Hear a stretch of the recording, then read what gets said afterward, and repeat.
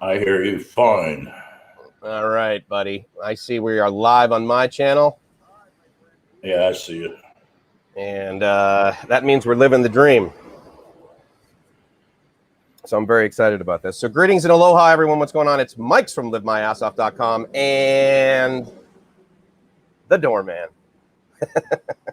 Straight from Boston. See, this is just kind of like the moon landing that they did in a soundstage. Todd is not actually in Thailand. He's in fucking Boston. Yeah, exactly. Actually, I'm still set in Hackensack, actually. Yeah, right back in near Hoboken. And so let me clarify first for my mom. Mom, you probably should not be watching this live stream because there's going to be language on here that is not normal for me. Sorry about that. I tried. That's all right, dude. Yeah, no problem dropping the F-bombs. We're all adults here. So anyway, guys, good to see you. Glad you are here. Joe, I knew you would be here. Thank you so much for coming in. Scuba Tom, Cody. Hey, Jose. Good to see you, my friend. Born Nomad, you're a regular now, dude. Thank you so much. Aztec, I knew you would be the first one in here. Thank you so much. And of course, guys, this is Todd. So dude, honestly, all the videos you've been doing on your channel, hugely helpful, right? For a ton of the guys. And so what I wanted to do is pretty much like start from potentially the frustration you were feeling in the US that got you to the point where it's like, screw this, dude. I don't care if it's $1,600 or $16,000. I'm getting an elite visa. So what led to that? Was it, I mean, just missing Thailand or what? Well, my girl came over in January. We got married, and I decided to retire, and July came around. We decided to go ahead and get her put on a flight and send her back, and we got married like a week before she came back. A week before she came back in January or June? Well, actually, July. July, sorry. She came back August 1st, I think she got back, or July 30th. Actually, we got married at the beginning of July, and I was going to try to get the spouse visa. Yeah. They wouldn't even touch it. They wouldn't even touch it. I can't say why, but they just wouldn't touch it. Okay. So then when you were first thinking about the... Go ahead. I applied for the elite visa on July 20th after I found out the embassy wouldn't touch it. I knew I wasn't going to get on that flight. I had everything all set up, ready to go. Had my flight booked for July, and the embassy said no. So, all right. And at that point, you were like, okay, I'm moving to Thailand because my girl is there? Or like, you're like, yeah, my girl's there, but this is insane here in New York and New Jersey. Like what was the higher sort of up here for just getting insane, and it's getting insane again. Yeah, which is got out when I did. A bit even sad. Cambodia apparently getting a little insane because the Hungarian guy. Yeah, but it doesn't sound like they're not like setting fire to Walmarts, you know. So all right, so she left when? In August? July. She got back July 30th. Okay. And she had to quarantine, right? Thailand was in that mode? Yeah. She had to stay quarantined. All right. So you applied for, and some of these questions are actually going to be selfish because, as you know, Gracie, I'm having Gracie apply for the elite visa now too, right? Yeah. So, and thank you, by the way. Hey, let me just first say, guys, if you have any questions or any needs regarding elite, talk to Todd, because the guy he gave me, and thank you again, Russell, is a killer representative. The customer service is amazing. I can't even imagine how amazing the customer service is going to be when I actually give these guys 16 grand. They're probably going to be like massaging me over the internet. But from the day that you applied, like you sent them the email, about how long between that and the payment, and then what happened after that? All right. So since I wasn't going to get in on a spouse visa, I went ahead and I applied on July 20th online for the elite visa. Okay. 18 calendar days later, August 7th, they sent me a letter and I was approved. Okay. Now that processing time now could take a little longer because a lot of people are applying for it. Right. But I didn't pay for it until I can't remember. It was probably mid-August 17th, I believe. So like week or two later. Yeah. Because it actually, I think it was maybe the 24th when I paid, because the 17th is when they started talking about allowing people with the elite visa to enter Thailand. So I was going to ask you that. One was the 19th. People started. So you were like, look, dude, I'm applying for an elite visa because I know that I'm going to get treated well and I'm going to be able to get in and out of Thailand. Even before they said, oh, by the way, if you have an elite, you can get into Thailand now. In a way, they were saying they're working on it. They were saying, yeah, you'd be able to get in. They're working on it, but it's not definite because it was just in principle still. And they didn't get final approval, I think, on the 17th or 19th, either one. But I got official word on the 17th, but I don't think it really went public until the 19th. Okay. All right. So the 19th, then basically you're in the system and you're like getting ready to go. And just so you guys know, thank you very much for the recommendation for putting his channel link in here. I'm going to put it in right now. All of you guys should be able to click on that and go to Todd's channel, go to the Doorman's channel. So, all right. So you get that. And then you guys are going back and forth. And what's sort of your plan at that point? Sell my Camaro. Ah, okay. So it was like, get rid of my shit. And I'm like backpacking it to Thailand. Pretty much. Well, 2 bags and a backpack. Good for you. I had 3 bags in a backpack, so good for you. Oh, the rest of the stuff got shipped in August too, so I shipped some stuff. Oh, you shipped stuff to Thailand? Yeah, not a lot. Just okay. Shit. Yeah. All right, right on. Probably shit in 25 years, however long I stay. I'll probably never use again. I don't know. It's like the stuff I got in my storage unit in Missouri. I haven't went back to my storage unit probably in 10 years, and I still pay for the damn shit. Why? 10 years you've been paying for it, huh? Dude, that's awesome. I went 3 years with my storage unit. Did quick math. I'm like, I have bought everything in this fucking storage unit twice. Come on. You know? But all right. So I paid my elite visa when I paid it, if I can get the month to come back up. I paid, I think, the 21st after I sold my car. Or I'm not sure what day I sold my car, but I think I paid on the 24th of August, because it takes 7 business days a week. 7 business days. So I got approved on the 2nd of September for my payment. So it takes 7 business days. They were supposed to submit my name on the 2nd to the Ministry of Foreign Affairs for my visa stamp. But for some reason, they didn't submit it for a week later, after the 4-day weekend Thailand had. Okay, that makes sense. It's a holiday, and Thailand is luxurious about that. Well, they could have submitted it on the 3rd, but I didn't get my visa stamp on the 25th like I was supposed to. Okay, yeah. So I already had my flight booked on the 29th. I'm not leaving, and I knew Cambodia could help me because I was already in touch with them at the beginning of September. I could have been here really September 26th. It would have been a push. It would have been a push, but I could have made it on the 26th.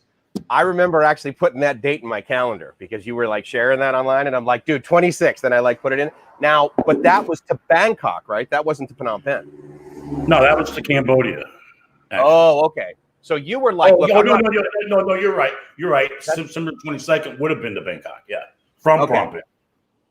All right. If I would have went, but that would have been a big push. So I would have at least made it by October 14th. That would have their next flight. I could have made that one definitely if I wouldn't have made September 26th flight. But the way you were looking at it, you're like, look, I'm going to pay for this and I'm going to get it in the system, but I'm not hanging around in the U.S. to get this, like, to get your sticker from the Thai embassy. You weren't bothering? Okay. All right. They had me appointments set up for the 25th, and the embassy didn't have anything and then I contacted Elite Visa, and they didn't get my name submitted on the 2nd. They waited until the 9th for some reason. But you know what? All this way they're doing this is all new to them, so it was taking time. I was like one of the first new members to apply for it because of COVID. But how different was I'm like, when I'm going back and forth with this Russell guy from the Elite, and it sounds like a lot of the process at the beginning is the same as it's always been. Yeah, you just got to get approved by the ministry and to get the visa, and then you pay it, and then it's another 7 days after you pay it, or 7 business days after you pay it, and then you can start applying for your stamp. Okay. In the old days, you could just fly in on a visa on arrival and get the stamp at the airport. You can't do that now. You got to do it in your own country now. So that's another 15-day process, 15-day business day process. So wait, so you're telling me like people cannot fly into, they can't get all the process together and then fly into Cambodia just like you did and then get it at the embassy in Cambodia? Well, that's what I did. They can do that if you're American. Every country can do that. Okay. The Chinese can't do it. They're not allowed. Because there's a couple of people from China that has an elite visa. They can't do that because they're from China. Interesting. Okay. I think there's 6 countries, but I don't remember them off the top of my head. I think India is one of them. I can't remember the other one. It was back in August when I found, or it's early September when I found out. Okay. All right. So then when did you land in Phnom Penh? I landed 29th, right? 30th September. Okay. And so between September 30th and when did you come in? November 10th? When I found out I wasn't going to get my visa stamp at the New York Embassy on the 25th, I had them, Elite Visa, to submit my name to get it done in Phnom Penh on the 28th. And they did submit it on the 28th. And my approval date to get the visa stamp was on the 20th. But the embassy notified me, I believe it was on the 7th, 7 business days, again, that I was approved to get my visa stamp, but they didn't have, the only stamps they had were the green stamps, which is lifetime members. They didn't have the gold stamps, and they had to wait for those to come in. And but I sent that email or that message to the Elite, and they said, go ahead and submit your TMEQ for your quarantine. Okay. Which the other American there, they told him to wait until after he got the stamp put in. So it's a little conflicting between people. Depends on who you are, and I don't know. But he got his stamp the same day I did, and he got his COE the same day I did. And it wasn't even his appointment yet. And this has been Phnom Penh. Yeah. His appointment was supposed to have been, I think, on the 29th of September. Oh, okay. Mine was on the 20th because he submitted his name after me. I did it before I left, but he was in Phnom Penh on that Friday before I got there. But he didn't get his name submitted until after me. So it was his appointment was after mine. But he ended up at the embassy with me the same day. We both got our visa stamp and our COE. Because based on the process you've gone through, I mean, obviously it's taken some time, but it seems like you've been treated really well and they like handled it. Because I'm having a real hard time getting in communication with the Thai embassy in Manila. And it sounds like you were able to like communicate with the guys at the Thai embassy in Phnom Penh. Yeah, they're not busy. They don't have the Thais wanting to go back. And they're open like every day, right? Except maybe Cambodia holidays and Thai holidays, but I still need answers on those days. See, that's great. See, the thing with the Thai embassy in Manila, which of course where Gracie would effectively go, is that like the auto response from the email is sorry, we're on limited hours. And so they have like less people and they have the doors open less days. So I'm thinking, shit, dude, I'm just going to ship Gracie to Phnom Penh and go through the Todd 1000. And then she'll be like able to do what you did, dude. I mean, well, if you can get her a business visa and a sponsor, she can go. I know. Go ahead. Go ahead. You go ahead. Okay, I was going to say, because I know that like when she and I were going to go to Vietnam, this is a while ago, I could either get like a 1-year regular tourist visa, multiple entry, stay for 90 days, up to 90 days. But I could also like pay a little bit extra money and then get like a business visa for Vietnam. So the business visa though, because again, she's not 50, right? So she can't get like the retirement visa or whatever. So what would you recommend to someone under 50 trying to get into Cambodia right now? Like how would they get a business visa without getting a letter of sponsorship? I don't know if you can even get a business visa. I think it's possible to get a business visa without a sponsor, but it may be a little harder. Yeah. I don't know exact regulations for it. Right. But when I did mine, that was another thing. I was waiting for approval on what elite visa members could come in. So that's why I decided to get the business visa in Cambodia. Okay. I was going to go there and wait. Now, do you got a business visa for Cambodia? Yeah, it was a business visa, the inner visa, or Cambodia. But you didn't have a company sponsoring you. It was because you were like over 50 or something, right? Over 50 and had a monthly income. Right. I was retired, which they're not offering it. So. I noticed that. And in fact, it's funny because they were offering that at the embassy, the Cambodian embassy in the US, but not at the Cambodian embassy in Manila. Well, it's not even offered in the United States anymore. I think after I got mine, a week after I got mine, they quit offering for retirement purposes. Oh, dude. Trust me, the Friday before I flew, I emailed the embassy in DC. I go, is my visa valid? And they sent me an email back. Goes, this sign, stamp, have a safe trip. Okay. You're like, thank you, friggin' Buddha, dude. But oh my God. But when I got to the airport, they were like, emailed the immigration department in Cambodia. It took them 30 because they're like, you shouldn't have this. Yeah. Because I didn't have a sponsorship. But I showed them everything else, and they emailed the immigration to make sure, and 30 minutes later, all right, you can check in. So I was on my way to Taipei. Wow. That's pretty awesome, dude, that the friggin' embassy got back to them on email. So you just like stood there for 30 minutes thinking, well, I'm either hung out outside, smoked a couple of cigarettes because I knew I had a long flight coming. Wow, that's pretty good, man. Good for you. All right, so the quarantine process that a lot of people are bitching about here in Bangkok. First of all, you had to quarantine in Cambodia, and the process was you get to Cambodia. Yeah, and you give them what? Did you just like give them your credit card and they dinged it for $2,000? No, I actually gave them $2,000 cash. Okay. Did my 2 days. Wait, we had to wait, make sure there was no positive COVID on the flight. If that was the case, if there was a positive, we had to stay there for 14 days. So, but since it wasn't one, I self-isolated. Of course, I did half of it at the river, and then I moved because the Wi-Fi sucked. So, is that why you moved? Because I'm like, dude, the friggin' view at the river was a lot nicer. Exactly, it was nicer, but the Wi-Fi totally sucked in that place.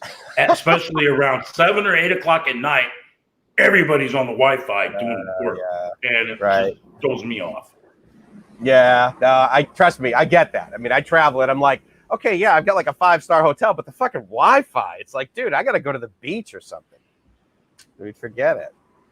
All right, so Cambodia was decent. I mean, you updated us like crazy. And again, you guys, let me just share the link to Todd's channel again if you haven't seen the videos. Let me also say hello to Mr. Mitch. I see you there in the. Oh, what do you got? What the hell did you do? Would you get an infection? Well, no, I was getting bit by bugs, man. Something in that apartment. Ever since I've been here, I haven't been bitten once. I don't know. You sure it's not COVID? Nah, it's not COVID. Speaking of which, it's probably about time for me to take a temperature check. What time is it? You're not using a rectal thermometer, right? No. All right, good. Well, at least it doesn't taste. At least it doesn't taste like one. But all right, so you got to do what you're doing right now, and then what do? Do you like open up an app on your phone and report your temperature? Okay. Yeah, you could just nod yes or no as you're doing that. What is it? It says like 60 seconds. Now, do they give you this thermometer and they're like, hey, dude, check your temperature and then use this app and make sure you do this? Like, how often do you have to do it now? Once a day? Twice a day. Okay. Oh, see, they already sent me a message at your convenience. Can you send your temperature and show it? It's on the Line app. I'm connected to them. Okay, so wait, when were you supposed to do it? Like at 9 this morning or something? Just at my convenience. Really? Yeah. They actually sent that at 9. At 9, I can't even read the time on there. 8:56 they sent the message. So I'm a little late. Oops. How Thai is that? We're in a friggin' global pandemic and they're like, hey, so at your convenience, can you just let us know if you're Exactly. Do you have a temperature?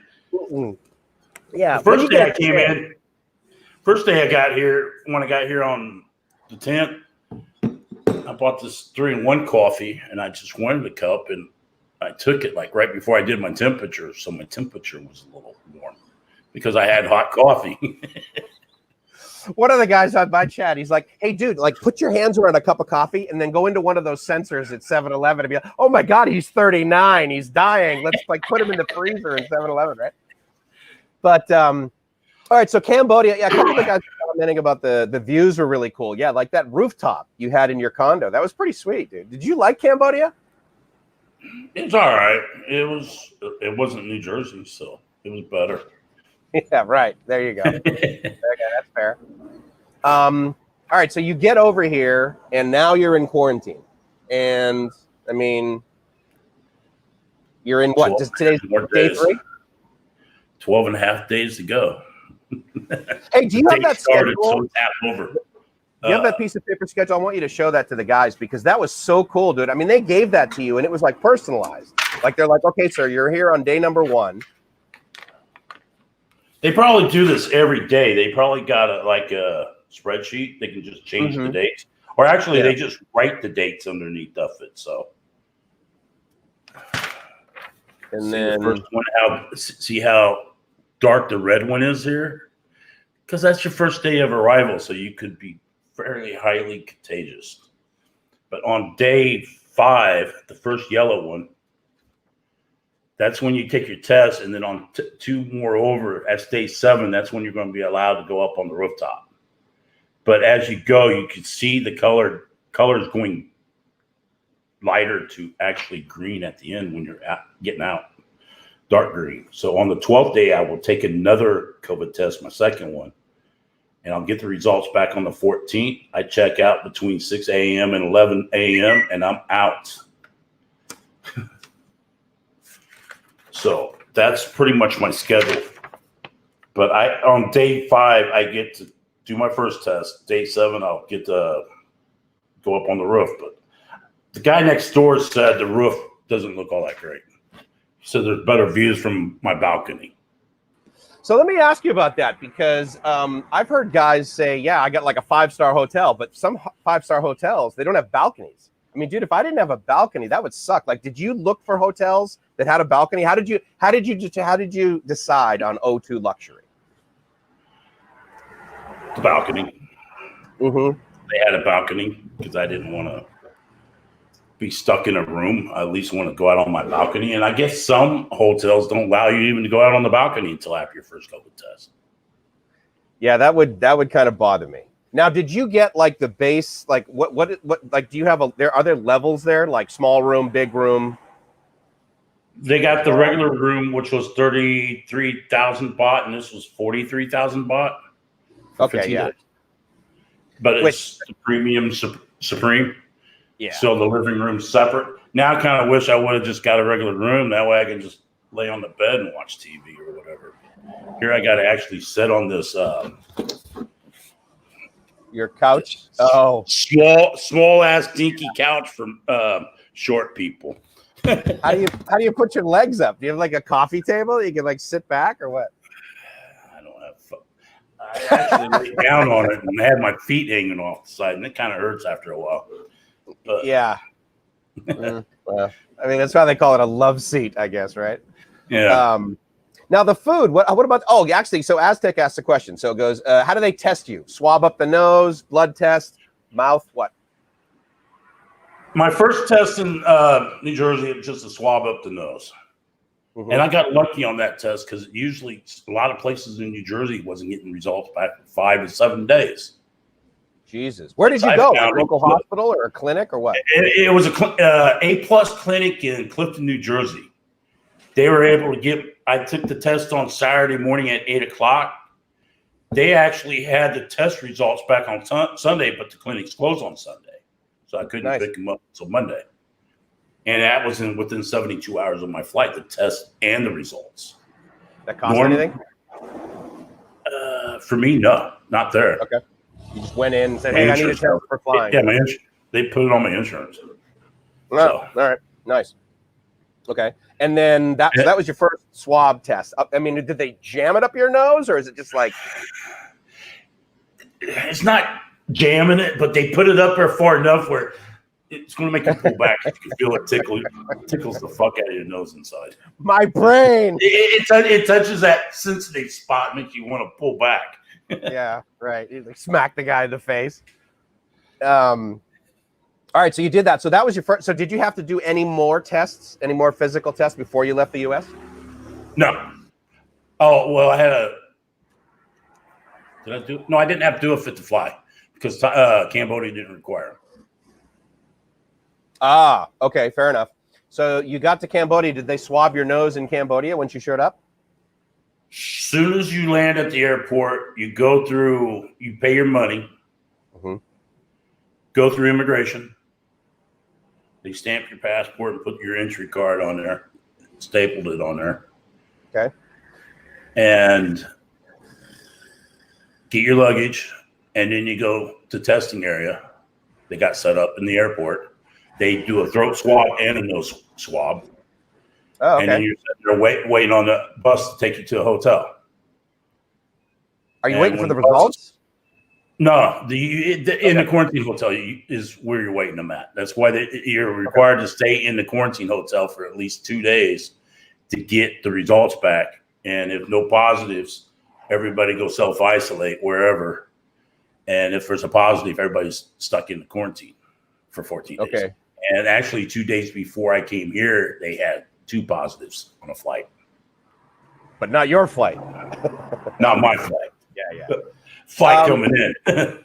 So after you're doing that. Go ahead. So after you're doing the 2 days in quarantine in Cambodia, the whole plane comes back negative, right? Yeah. Do they have an app in Cambodia too, just like in Thailand? They do. It's called the FPCS. Actually, the hotel's supposed to register you on that, but I registered myself. When I moved to the other place, the guy there that was running the place, he actually did do it because I couldn't find the sub-district this place was in because it's outside the city center. And outside the city center, they didn't list any of the sub-districts, so I don't know what it was, but he knew it. So after the second day, and then basically the Cambodian government basically says, okay, you can leave the state quarantine approved hotel. They give you a notice of some kind. Okay. And then then they're like, but wherever you go next, you need to continue with this app. You just need a new address in there. It wasn't really required to do it, but I did it myself. I just heard it. It's like the immigration app in Thailand. You can get on that and do your 90-day reporting, and you just keep updated. Like if you move, you're supposed to update your address with the government. So Okay. It's an immigration app more than it is a tracking app. Okay.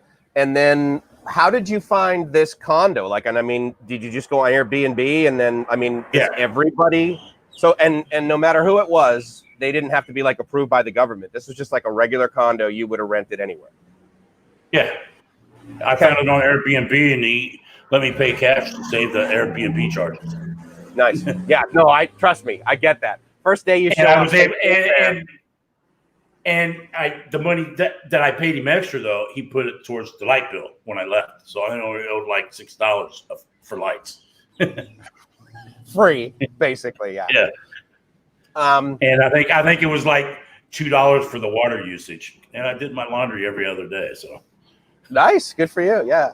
Did you have a requirement to stay in that? Like, if you weren't waiting for the stuff to get to Thailand, like with the visa and Elite, did you have to stay at that guy's condo for a minimum amount of time? No, I could have left. Okay. Since I paid cash, and if I left early, he probably would have gave me my money back. So, but as far as the government goes, they were like, "No, you're clean. You can do whatever the hell you want in Cambodia for the rest of your life." Well, up to the first 13 days, you had to, make sure they knew where you were at. Okay. So, because on the 13th day, you go to the hospital, the Premier Friendly Soviet Hospital or whatever it's called. Soviet Hospital? Yeah, I think that's what it's called. Okay. Mildly. But, yeah. Okay. On day 13, you line up, you get your tests, go back the next day, get the results, you take it to the bank, and you're pretty much free after that. And I'm sure they sent it to the government and they sent a copy to the bank. Okay. Electronically, but they gave me a copy because I don't know why they made me pay, but maybe it was the bank I used that I put my deposit in. Maybe they required that you get the results back on paper. So it cost $30. Okay. So how much money did you, what does it end up costing? I got $1,630 back out of my deposit. So that seemed to be what I was estimating. Like it's going to be like about $300. Yeah, 300 something. Yeah, 370, I think. And they gave you like U.S. cash back? Yeah. Oh, that's right. Because in Cambodia, like the ATMs give out American cash, right? Right. Yeah. That's one good. You don't have to worry about what do they call it, conversion rate charges by your bank. Right. Yeah, it's like they're gonna fuck you, but who cares? Cody was saying that he said it was uncomfortable to get the swab test, but not as uncomfortable as kidney stones. I'm like, Jesus Christ, if that's your fucking test, dude. I never had kidney stones, but I heard about them. Yeah, I can't. Oh yeah, I never had kidney stones, but I've had the COVID test. So you leave Cambodia and you come over here. Okay, so no, after you got to that guy's condo, any more tests in Cambodia, or were you done completely? I had to take a test Saturday before I flew, because you have to take you have to take the COVID test for Thailand, get the results within 72 hours of your flight. The test, but since they get the test back the next day at 5:00. I was going to say you could test on Friday and get your test back on Saturday. But the thing is, it didn't have a time, so they probably look at it and say, well, the time starts at midnight Saturday. That puts you outside of 72 hours. So you had to wait until Saturday to get tested, get the results the next day, then go Monday and get a fit to fly from a different clinic. And the guy just put the stethoscope up on my back and had me take me in some inhales and check my lungs. And that was it. Okay, nice. And I had a fit to fly. Now, you used a service in Cambodia called ESTE, E-S-T-E, right? Is that what they're called? Estes Holiday Inc. Okay. And they, did you just Google how the hell to get to Cambodia? Like, I mean, how to get out of Cambodia? How'd you find these guys? Found them in somebody mentioned them on, there was a group I was following in Cambodia, how to get people trying to get to Cambodia on a business visa or something. I can't remember what it was, but I was following that group until I made a smart ass comment. I didn't get put in Facebook jail, but I got kicked out of the group. So it's just such people can't stand the truth, and they got to ban you from jail. Really? Well, dude, didn't you also have guys like pinging you for support, and then when they didn't like the answer, they're like, "Oh, I want my money back." I want to give me another coffee right quick. Do it up, meaning you're going to have another 3-in-1 like the fucking big boys? Yeah. And actually mine is supposed to be the shit coffee. Weasel. Yes. Weasel coffee. I bought this at the airport in Cambodia. Nice, if it was in dude. Vietnam, yeah, you could believe it, but it's Cambodia. Come on, man. You know what Yeah, that's true. It's probably not even that real company. They probably just put the logo on there. All right, so like, do they have copyright infringement laws in Southeast Asia? Not in any of the markets I've been to, dude. I've been buying Adidas sneakers for like $14 for years. Now there was a little bit of a delay in Cambodia leaving your flight leaving, and that remind me. I think you said it was because they were making sure like everybody got on the plane or everyone was tested, or what was that deal on that? That was when the flight attendants tried to explain it. I couldn't understand what she was saying because she didn't speak very good English. Okay. But one of the ground crew guys came on from AOT, and I actually got to ask him what was going on. He said they have to wait to make sure everybody that came from Thailand got through immigration before they took off, because they didn't want to leave. You know, if they couldn't get through immigration, they had to take them back to Thailand. Now, was this more to make sure that like the Thai citizens were getting repatriated? Like, what percentage of the plane would you say was, you know, guys like you and me, like basically just like trying to get over here, and how many Thais do you think there were trying to get back home? I think there was like 52 foreigners. Okay. And I think 32 Thais people. Okay. So it was about 80 people on the flight. But it was still enough room where they can keep a middle seat open. Yeah. Now, did they have an X like or whatever, or they just didn't have people in middle seats? They just didn't have nobody in. There was one row. It was a family. I think the mother, father, and child, they put them in all in one row. So they can set them in one row. Okay. Nice. So what did it take you? Like, would you take off like a couple hours late? I mean, it's no big deal, obviously, but I think we finally got off the ground at 2:30. And our original arrival was 2:25. So we even missed that arrival. Right. Because it got moved up an hour. So it was 1:45 we were supposed to get in Thailand. Right. And our original arrival was 2:25, and we didn't leave until after that. So what the hell? Whatever. So I didn't quarantine on a plane or in a hotel room. It's the same thing. Yeah, because you're just like, dude, I don't care if I have to sit on this plane for a half a day. I'm getting my ass to Thailand, right? I mean, yeah. It's supposed to be an hour and 10-minute flight, but I think it only took like 45 minutes to get here. I just had a tailwind. I'll tell you, dude, the domestic travel I've been doing in Thailand, everyone gets there early. We always leave early, and it never takes the amount of time that it's supposed to. I mean, no one's flying, and the planes are like half empty, you know? So, but other than that, it wasn't too bad of a flight. Even my 18-hour flight or 15-hour flight to Taipei was nice because I didn't have nobody sitting next to me. I had 3 rows I could lay out in. What did you fly? EVA? Yeah. They're great. I mean, their customer service, even during is pretty good. So that's cool. And they got good leg room anyways in economy. I was going to upgrade this premium economy because I wanted more leg room. And the guy's like, why? You got 3 seats to yourself. You can lay down if you want. Oh, okay. Thanks, dude. Saved me they talked me out of it. Yeah. They're like, no, keep your money. Okay, great. Sure. All day long, dude. Nice. Okay, so you land in twice. Yeah, exactly. Okay, so you land in Bangkok, and it's obviously, you're coming in on an international flight. So you were in the international terminal, but like as you're getting off the plane, walk us through like that sort of experience. There are people in their chemical suits and all that, COVID suits. Yep. Sitting there directing you which way to go. You can't wander off somewhere else. And there's like seats set up for you to sit down. They ask for all your paperwork again. You showed up at the airport in Cambodia. Mm-hmm.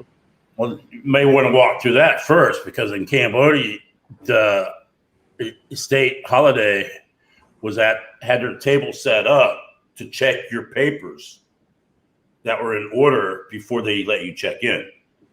Just like in America, when I came here, the airline was set up before check-in, checking all your paperwork before you were able to check in. They don't want nobody getting on a flight that ain't supposed to and turn around and have to bring them back. And especially if there ain't no flights coming back, they're going to be stuck here for a month.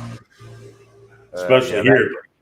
But from Taipei, I think there's a flight every day going back to New York. So it's a little easier to send somebody back. Now, this flight that you were on, I mean, it was with like a service, obviously. It was like a pseudo charter service, right? Yeah.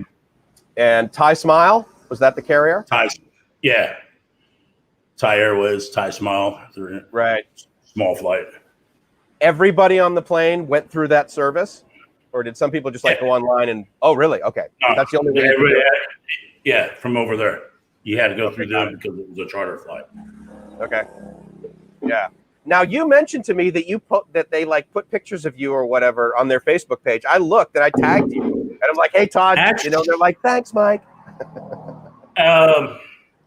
Actually, it wasn't for Facebook. It was actually for the airport itself. For a advertising scheme to show there are international flights leaving. Okay. Yeah. You may want to be taking pictures of people coming, showing there's international flights coming, not leaving. Yeah. Look at all the people getting the hell out of our country. No. Should be advertising people wanting to come, not wanting to leave. Yeah. Look at all the beautiful beaches you could go to after giving us $2,000, and then, we give it back to you. We promise. So after you land in Bangkok and you go through like that, then do you go through the regular immigration? Like, are you standing in those immigration lines with the booths, or was there a separate special thing for you guys to stamp in, basically? Because you said you got a red stamp. You got red ink, baby. Yeah, I got red ink with a blue expiration date next year. Fair enough. Actually, they have a pre-immigration set up. Okay. Checking everybody first before they go through the actual normal immigration stands where they actually do the stamping, but they're just pre-checking again, just to make sure everybody's legal, and that way they can go through the immigration. If you're not legal, you want to get sent back probably somewhere. I don't know where. Yeah. Well, I was going to ask you that. So was there anybody that, like, you're standing there, you're like, yeah, here's my paperwork. Everyone's like, yeah, here's my paperwork. Was there anyone that was like, oh, shit, I forgot my... Not that I know of. I didn't hang out. So I just wanted to get through myself and get through. But apparently there was one girl that didn't make the flight. Ouch. She was an American, and we talked about it in your Bangkok Strange Room. Remember? Yeah. It has an emotional support animal. It's called a guinea fowl. What the hell is a guinea fowl? Other like words, yeah. And she had papers from the government in the United States saying she's allowed to travel with this guinea fowl. What is it, like a KFC thing? Yeah, I don't know for sure what it is, but she even had papers from Thailand. She was approved to bring this bird into Thailand. But the airline was like... I don't know if it was the airline that denied her, or if she just didn't have her ducks in a row for a visa, and the embassy didn't give her a visa. I don't know. I didn't find out. This was an American chick. Yeah, I think she was trying to get a business visa for Thailand. And then she's like, well, I guess. I don't know. Sell her chicken and get a new one? I don't know. Upgrade? Wow. Upgrade it, yeah. All right. So, all right. So then you get your red stamp. Like, Did you like walk? And she's like thinking, well, it's good until 90 days, and then I could do a visa run. I didn't say. She just said this in the group chat. She's going to do a visa run in 90 days. I don't think so. That's like a full month commitment. You got to quarantine and quarantine. I mean, Yeah. That's crazy. That's another thing. That's another thing about this TR visa. If you got 500,000 baht, why go to the work hassle? You only. It's actually only good for 60 days, and you can extend it for 60 days. Sure. Yeah. 15 of those days, you're going to be stuck in quarantine. So you got 45 days now. No, I completely agree. Yeah, I mean, it's like, I mean, again, it's not nothing, right? 500, it's like about 16,000 bucks. But at the end of the day, you also get a visa that's good for 5 friggin' years. Who the hell knows what's going to be going on between now and 5 years from now? I mean, come on. Right. So you stamped in and you go into, like, we pretty much, most of us, I'm sure in the chat, have been to Savarnabhumi. So you go through immigration and then you stamp in, and there's the baggage claim. Was it the same process, or were you escorted with like hazmat suit people everywhere? No. Nothing's open. So you can't exchange money. You can't go to the duty-free shop. Can't get a SIM. And you can't get a SIM card. So you're stuck inside the baggage claim area to get your bags. And then they got you directed to go over through the customs area. Right. Which usually nobody ever gets checked. Right. And then just wave you through. Or they wave you through. Yeah, right. Exactly. And when you come out into the waiting area, you got a line going towards door 9, door 10. Yeah. No, door 9, and the other one towards door 10. Okay. Downstairs in the arrival area. Mm-hmm. And I had to go towards door 10, and there was a woman there waiting on me. I had a tag on. The first tag I had, it said ASQ. Okay. And then after they figured out which hotel I was going to, they gave me a different tag to put on. So by reading my tag, she knew I was going where I'm the one she's picking up. Oh, you must be Todd. Yes, that's me. And she took me to the van. They threw me in the back of the van, and there's a big plexiglass shield between me and the driver. But he has his COVID suit on and everything still. Right. And he drives to the airport, and as soon as he gets here, he takes it all off and gets back in the van and leaves. Okay, so it was just you and the driver. You had your own private driver. Pretty much. Yeah. It was a van where more people could get in it, but I'm the only one coming here from the airport on that flight. So interesting. Okay. All right. So you show up at the hotel. Was it? I mean, check-in process was probably a little bit weird. Anyone at the hotel wearing a hazmat suit? Oh yeah, they all. Wear them. And it's not really a hazmat suit. It's like the blue gowns that they wear. But when I got here, they sent me to the medical check-in. They checked my temperature, asked me medical questions, asked me if I'm taking any medication.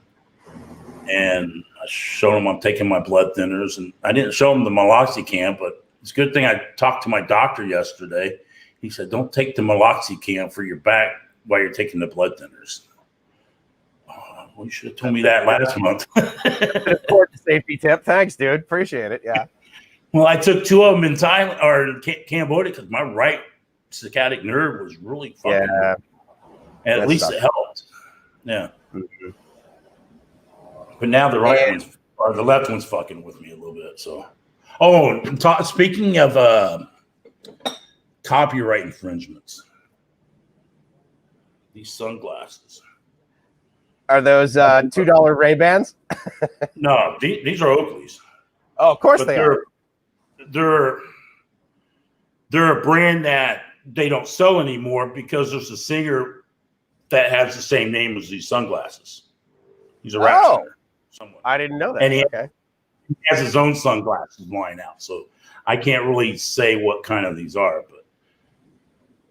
but It's a dog type. It's a name of it's a type of a dog. Fair enough. Nice, dude. Good job.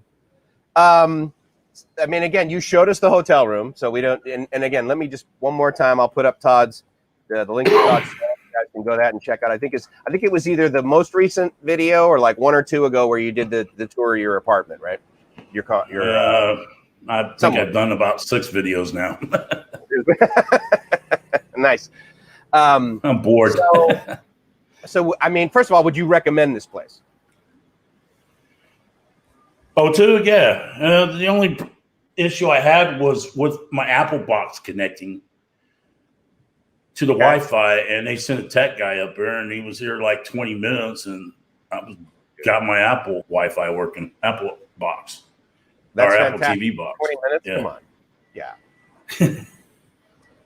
The guy next door has a Chromecast mirror thing, and it said it took him 2 hours to figure that one out. Yeah. To get it connected.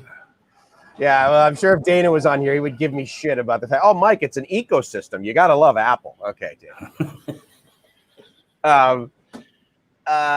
How did you find O2? Did you just like look around? Like, why did you decide, other than the balcony? Because we talked about that. You said it's got to have a balcony, which I totally get, dude. But how did you say, okay, is it close to the airport? Like, what price? Location wasn't an issue because we were stuck inside anyway. So why do I want to be down in a hotel downtown Bangkok watching everything that you can't touch, and you can't touch it for 15 days? Nice. But I am going to stay in Bangkok one night after I get out. So I changed my dates to the hotel.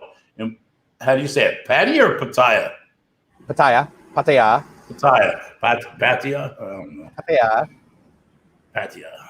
Yeah, Pattaya.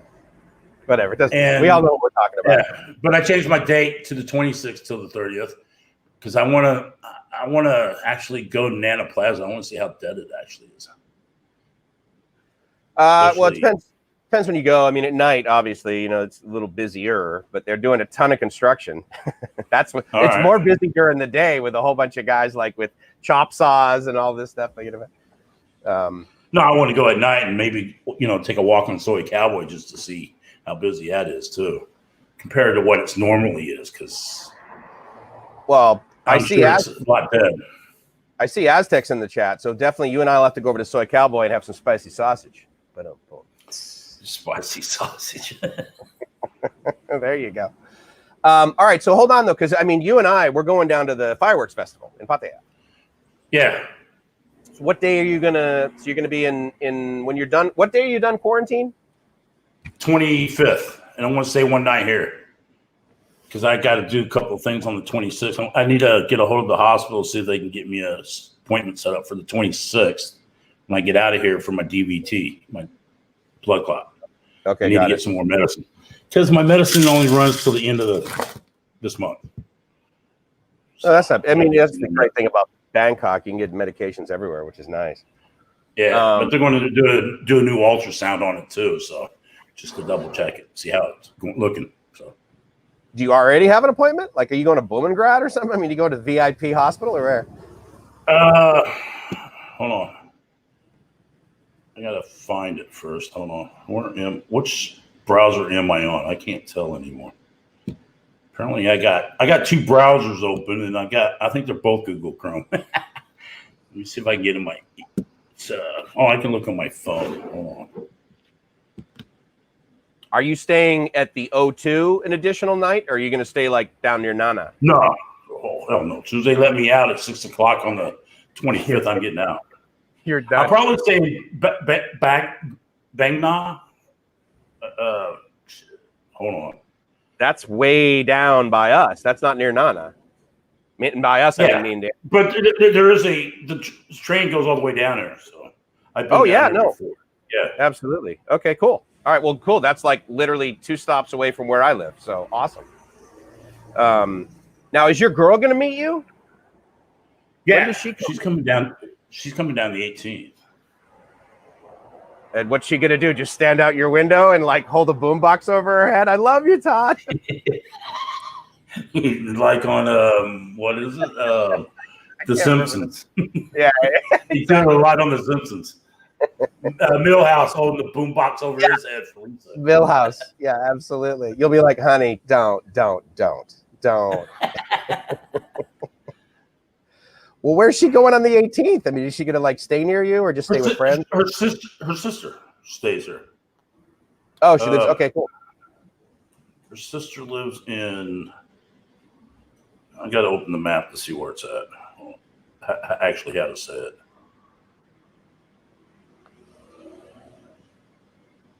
Yeah, Bang Na. Bang Na. Okay. Yeah, I've been there. I've been down there before too. So I sat in the mall down there on a Sunday watching the Japanese Grand Prix on my phone. Nice, dude. That's right. Yeah. Yeah. Very cool. That works out good. Okay. So is she going to be with you like starting that day for like? Is she going to be down in Pattaya for the fireworks? Yeah. She's going. And after the 30th, apparently, first, second, third, and fourth in Nam Padang, they got a festival going on. I told her we may not get there on the first, but we'll get maybe the second. I don't know. Like a Thai holiday festival? I mean, not fireworks. I'm not sure what kind of festival it is, but they're having a festival in her village, though. Huh. I have no idea what it is. Nice. I don't know if it's all over Thailand they're having them or just having a festival in their village. So. And then what's your plan? Are you guys going to like travel all over Thailand for the rest of your life? I mean, does she have a job? Does she work? Does she have a... Right now, she doesn't have a job because of COVID, because there's no tourists. But maybe in a couple of months, if tourists start picking up, but I don't think it is. Yeah, not too many people got 500,000 baht laying in a bank account. Yeah, for 6 months. Yeah, no, I get that. Yeah, because when Gracie eventually gets over here, I mean, she's got a shop back home, but it's in like a Filipino village, right? So it's like her customers are Filipinos. And then what about Phuket? You mentioned Phuket a ton of times. Are you guys going to like double click on Phuket? 16 candles. Thanks, Joe. Eventually. Remember the boom box over the head, 16 candles? Yeah. Was it 16 candles? I can't remember that, but yeah, it makes sense. That was a funny movie. Because obviously you want to get to the beach, dude. Like, how long is it going to be before you get to the beach? 2 days. Oh, fireworks show is on the beach. Hello. Yeah, hello, focus, right, Mike's? It's going to be a little busy though, because all the Thai people are going to be there because it's a weekend and they're probably making it a public holiday. It's I will tell you, when was I there? I think the last time I was at the fireworks festival was maybe 3 years ago, maybe 2 years ago. And, I mean, they block off all of Beach Road, right? But they also have like a half marathon. Like there's this big thing. People go, there's a race. But I mean, again, this is all before. So I don't know what's going to happen this time. But I mean, I had no issue like booking my hotel that was fairly close to the beach. You're staying at the base? You're staying at those condos? Yeah. It's probably up off, I think they're up off Second Road. Yeah. But you got a view of the beach, or a view of the ocean, dude. Are you going to stay up there for the fight? Dude, it's so much better on the beach, man. You're not I'll probably go to the beach, but I have to make sure I wear my mask since I'm newly in country. I don't want to affect anybody. So I will tell you that my experience is got to wear it at 7-Eleven. This coffee shop, like, I mean, I'm sitting outdoors and all of the Thais walking by me right now on the beach. None of them are wearing them. When you're in like a very Thai sort of neighborhood, it's pretty lax, But the nice thing is if there's ever a sign that says wear your mask, I mean, everyone puts it on. It's friggin' awesome. Yeah. Dude, I have it on no matter what. May not be on properly because sometimes I may have it over your down over your mouth. Have it down like this so I can smoke a cigarette. But usually, even if I'm smoking a cigarette and I see somebody walking towards me, I'll put it up and I won't take a hit off my cigarette just out of respect. Sure. Of course, there's a lot of people in the United States. They want to make fun of it and call everybody a sheep for wearing a mask.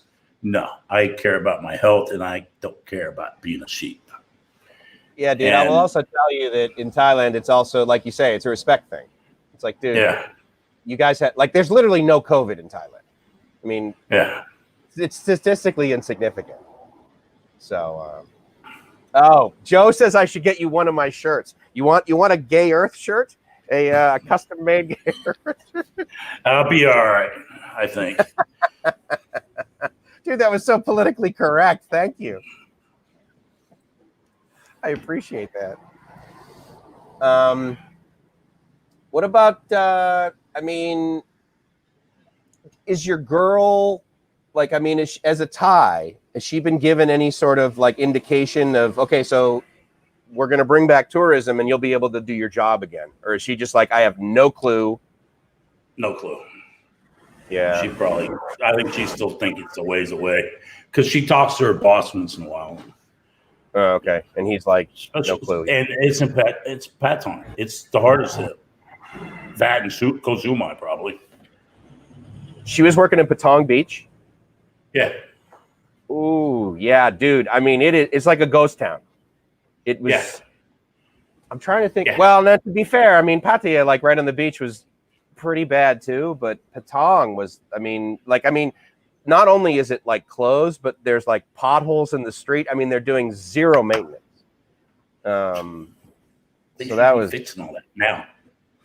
Put people to work. I'll tell you, yeah. I mean, I go to a lot of places, and there's a ton of guys. Like, I mean, you know, obviously they overpopulate many things, like a Home Pro, for example. They way overstaffed. But I mean, there's construction guys like doing tons of work, which is really great to see. But I don't know about down here. Hey, I wanted to see, we got a bunch of guys in the chat here. Thank you for 27 of you watching. I really appreciate it. You guys got any questions for Todd? Because I mean, I've been actually Paul does. And Paul, I did not see any COVID testing at JFK. Not yet. They're supposed to be getting it set up apparently because New York's got a travel ban for people coming into New York City now, apparently. You got to have a COVID test 72 hours before you can fly to New York from any other state now. So JFK and LaGuardia, or like? Yeah, all of New York. I think even Newark. I think the tri-state area, which is Connecticut, New York, New Jersey. Okay. If anybody coming in from out of state, they got to have a COVID test now. And apparently they got National Guards in the airport enforcing it. So. Really? Yeah. Okay, that's a little intense. That's crazy, dude. Hey, you mentioned your sister in a video the other day. Where is she back? Is she back in New Jersey? No, she lives in St. Joseph, Missouri. Okay. That's where I'm originally from, St. Joseph. All right, I know where that is. Yeah. It's like 50 miles north of Kansas City, and it's the home of the Pony Express. Yeah, it's way out west. Yeah. And it's in the Midwest. No, but I mean the west of Missouri. Yeah, it's the northwest corner. Yeah. Pretty much. And it's funny, in that northwest corner, it's all Royals fans. The rest of Missouri are St. Louis fans, Cardinals. Yeah, dude, they're big into sports there because they got like Cardinal Stadium, and then they got Blues, and then they got I mean, they're into their sports. Oh, yeah. So is Kansas City, especially college basketball, KU. Anywhere you go in Kansas City, they're KU fans. Even if it's on the Missouri side, they're still KU fans. I'm like one that sticks out like a sore thumb because I wear a Missouri Tigers shirt. Sorry, I'm a Tigers fan because they're from Missouri, but it kind of sucks when they went to Southeast Conference because they went to Big 12 games, man. They had some good rivalries with Kansas every year. I love that shit. Well, as I said to you earlier today, dude, I'm from Boston, so thank you for the Red Sox jersey, dude. My Bo Sox, that brings back some good memories, buddy. That's good stuff. Joe says the Colts 13, Titans 17 is the current score. Like, who are you rooting for in that one? Don't matter. I'm a Chiefs fan. So. Oh, yeah, there you go. Nice. And it's probably going to come down to the Titans at the end of the year again with the Chiefs. So. All right. I'm hoping it's Kansas City and Tampa Bay for the Super Bowl, and we can kick Tom Brady's ass. How did the Super Bowl play out this year? I mean, it was early enough that there were still people there, right? Or did they like? Oh yeah, this past year in January, yeah, it didn't anything started getting affected until probably late February, March. All right, nice. Because it was like very sporadic cases in the United States in January. We went to DC the weekend my girl got there because I had tickets to a concert down there. That was her first rock concert. She liked it. Which one did you take her to Stained? I know you were saying you got Stained tickets. No. Well, I had a Stained ticket for August, and of course, I didn't know if she was still going to be in the United States then. Anyways, I didn't even know. I bought that ticket before I got her on the plane to get here, so I didn't buy two. I only had one. So if she was still here, she would have had to stay at the hotel, but she can go to the Hershey Park and have fun. But with COVID, nobody got to go. Yeah. Well, okay, so what was her first rock show? Who was the band? Beartooth was the main act. And there was one New York hardcore band. I can't remember the name. I've never heard of Beartooth. I mean, I've heard of Stained, of course, but never. Yeah, they're just like somewhat of an. No, they're mainstream. They're on Octane. Oh, okay. Yeah, I love Octane. Yeah, totally. And I can't remember who else it was. I don't remember. It was January, but the only we even went to a show in Brooklyn in March. In the start of when it really started getting big. Were you wearing masks? No. Oh, okay. Not yet, right? But the first two bands, they canceled. They chickened out. In March? Yeah, in March. Huh. Okay. They canceled. My boy Chris, his new band, Human Impact, they played. They even started a half hour early before their set, and him and the keyboard player just up there fucking around on stage making noise. Right. So I got my camera out and recorded them because there was nobody in there yet. Everybody just thought maybe they were sound checking, but it was like a 30-minute sound check. And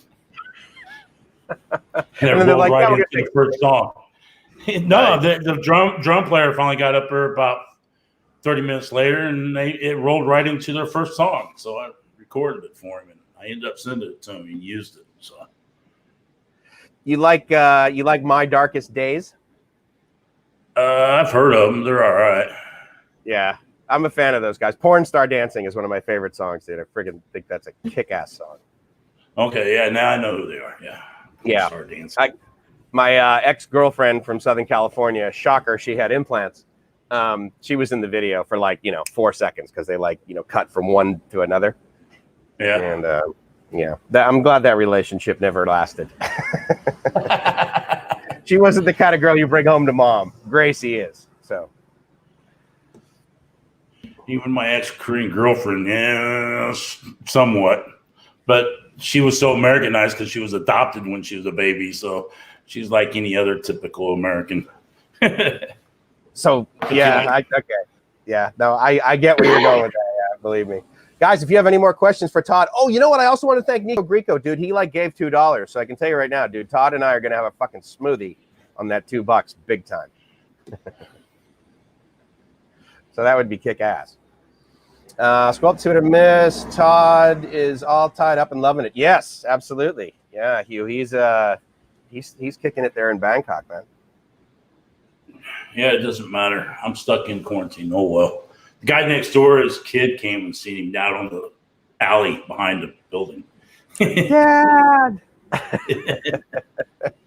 Nice. They live up in north of Bangkok somewhere. It's a little bit of a drive for him. And his French press coffee maker, he heated up the water in the kettle and it was too hot. And when he poured it in there, the bottom blew out. Whoops. Yeah, always with safety. All right, so can people bring you stuff? They can send you, how does that work? Do they need to quarantine it before they give it to you? I don't think so. They said I asked the hotel yesterday if anybody can bring me anything. They go, they got to take it to the back guard. I don't know. I don't know how many guards they got.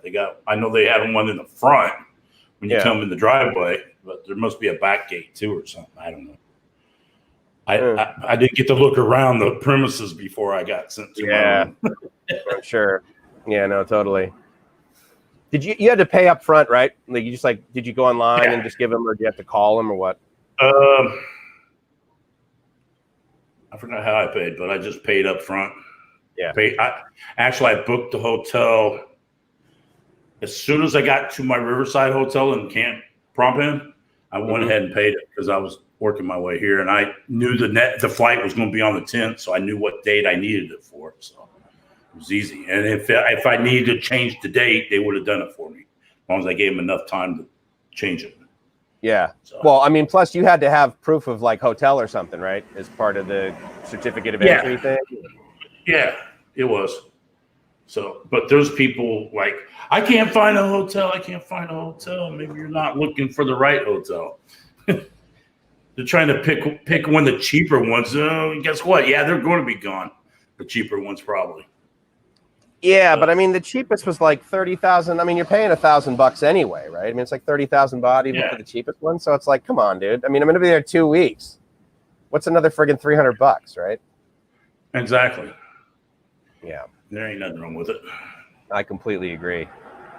So other than your girl, what did you miss the most about Thailand? The beaches. Yeah. See, my second trip to Thailand was in 2015. Okay. I think it was something like 10 days. I spent 5 days in Pattaya. Okay. And 5 days in Bangkok. All right. And when I got to Bangkok, I'm like, why the fuck did I come here? I should have stayed at the beach. Actually, I think it was a 14-day trip. But I spent my birthday in Bangkok, so that was kind of cool. Nah. Where'd you meet your girl? Did you meet her down in Phuket?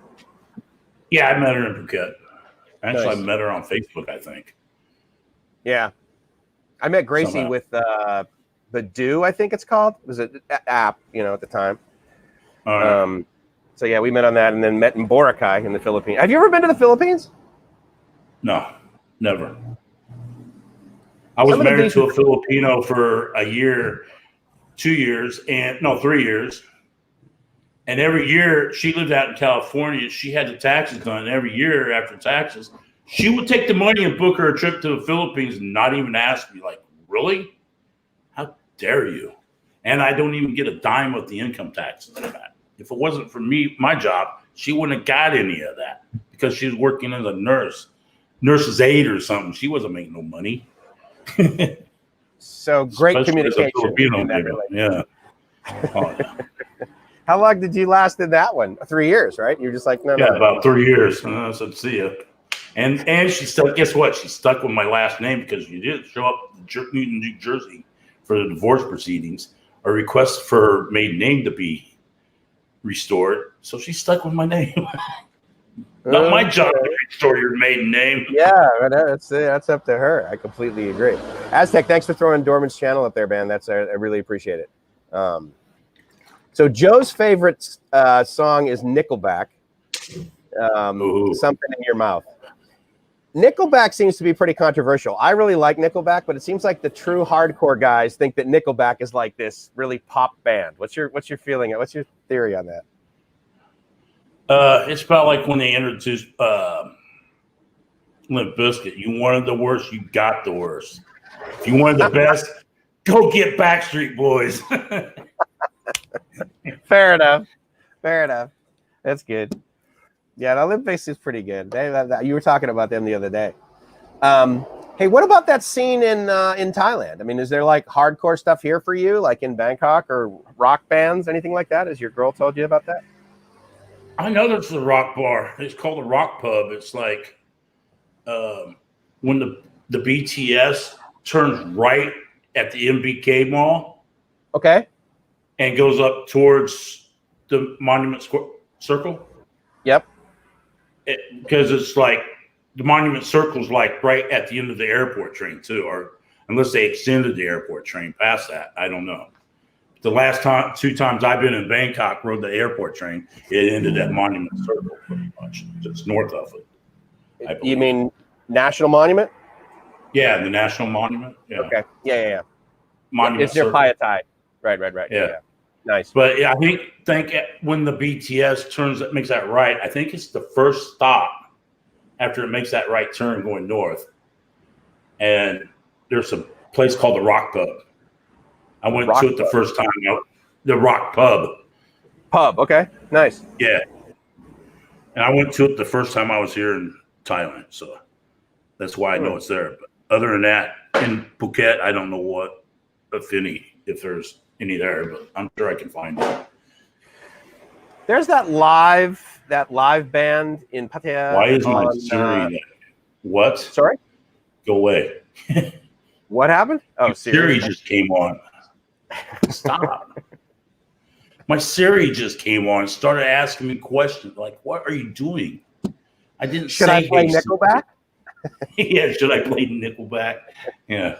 Play Britney Spears while you're at it. Nice, dude. Token Nomad said that he saw Stained in the Family Values Tour San Jose 2004 with Linkin Park. Nice. Yeah. Linkin Park too. I think Linkin Park.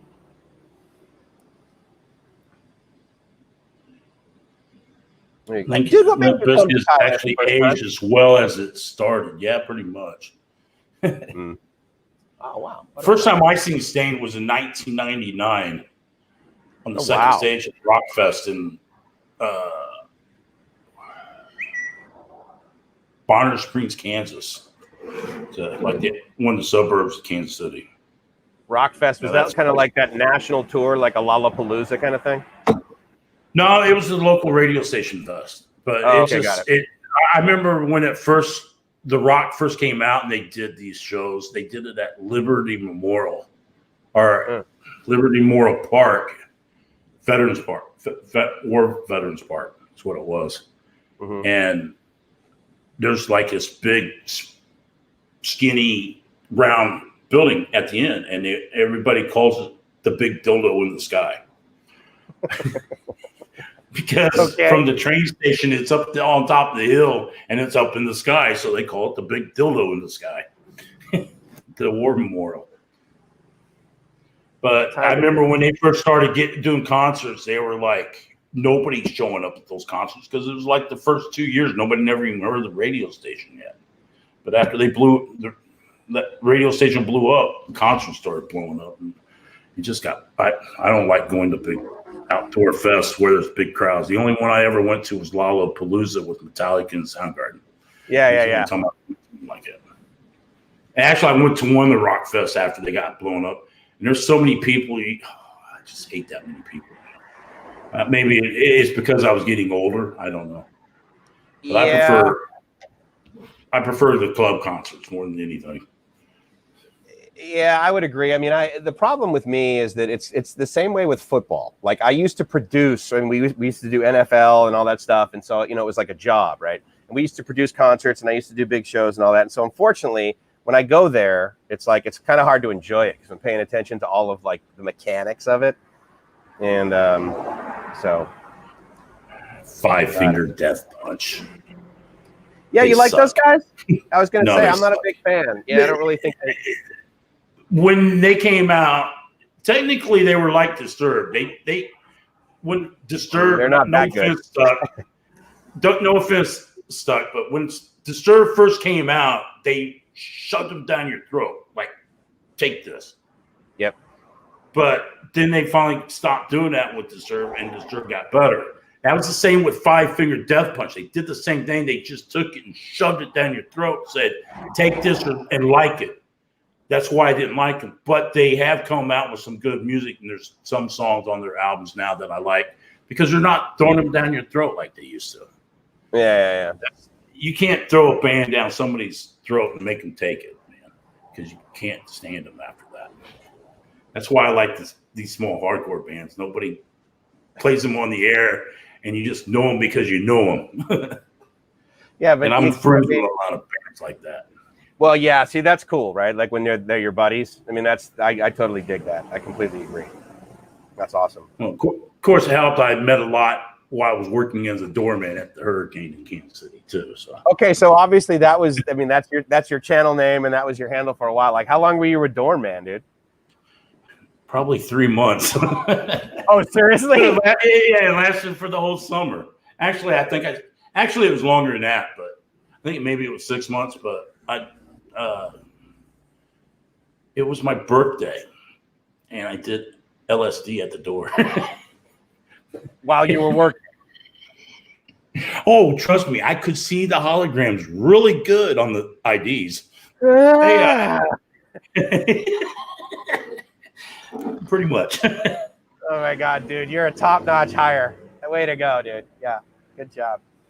Nice work. So Stan fired me. Yeah. Oh well.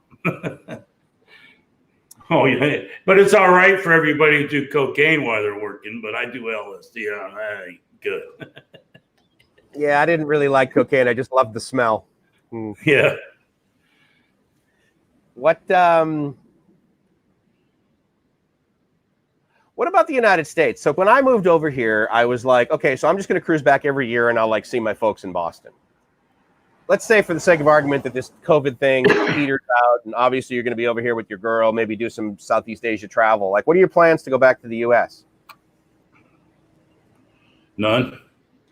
Really? Like you're done? You're like, all my bank accounts are in Thailand. I'm out of there.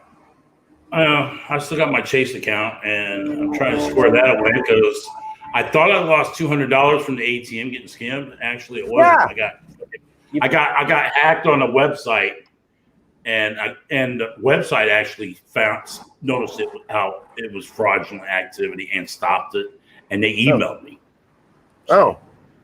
And they took care of it and reimbursed me on the $200. Of course, the bank did too, but now my card is back active. Now they reactivated my card because it wasn't ATM fraud. So.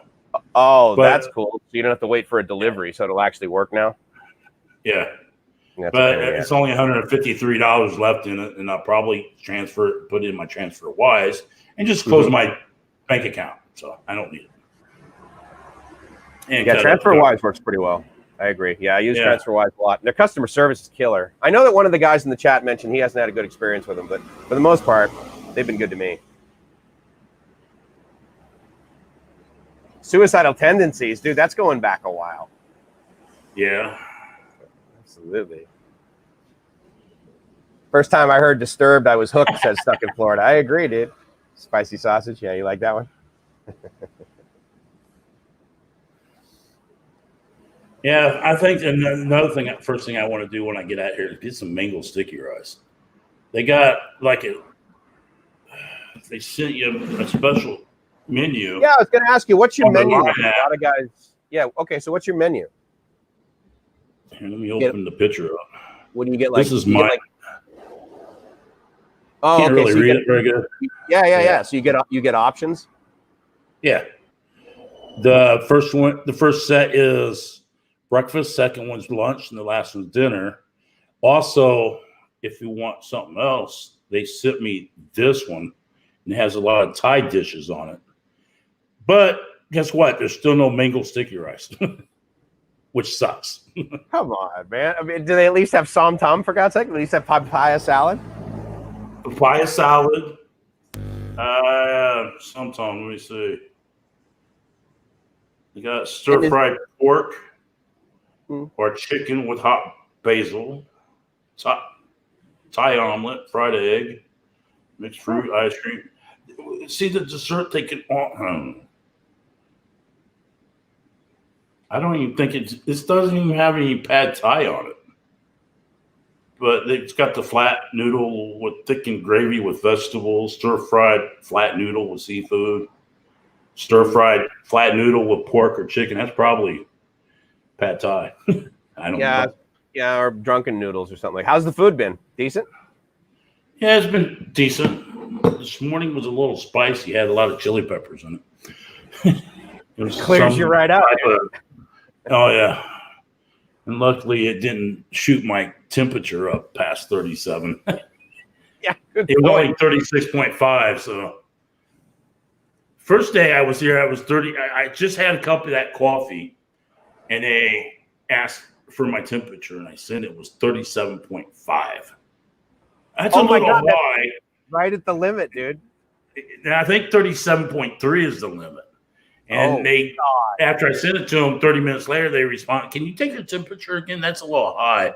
It was down to 37.0, but it was going down. And then all day, the first whole day was like 35.5, 35.6.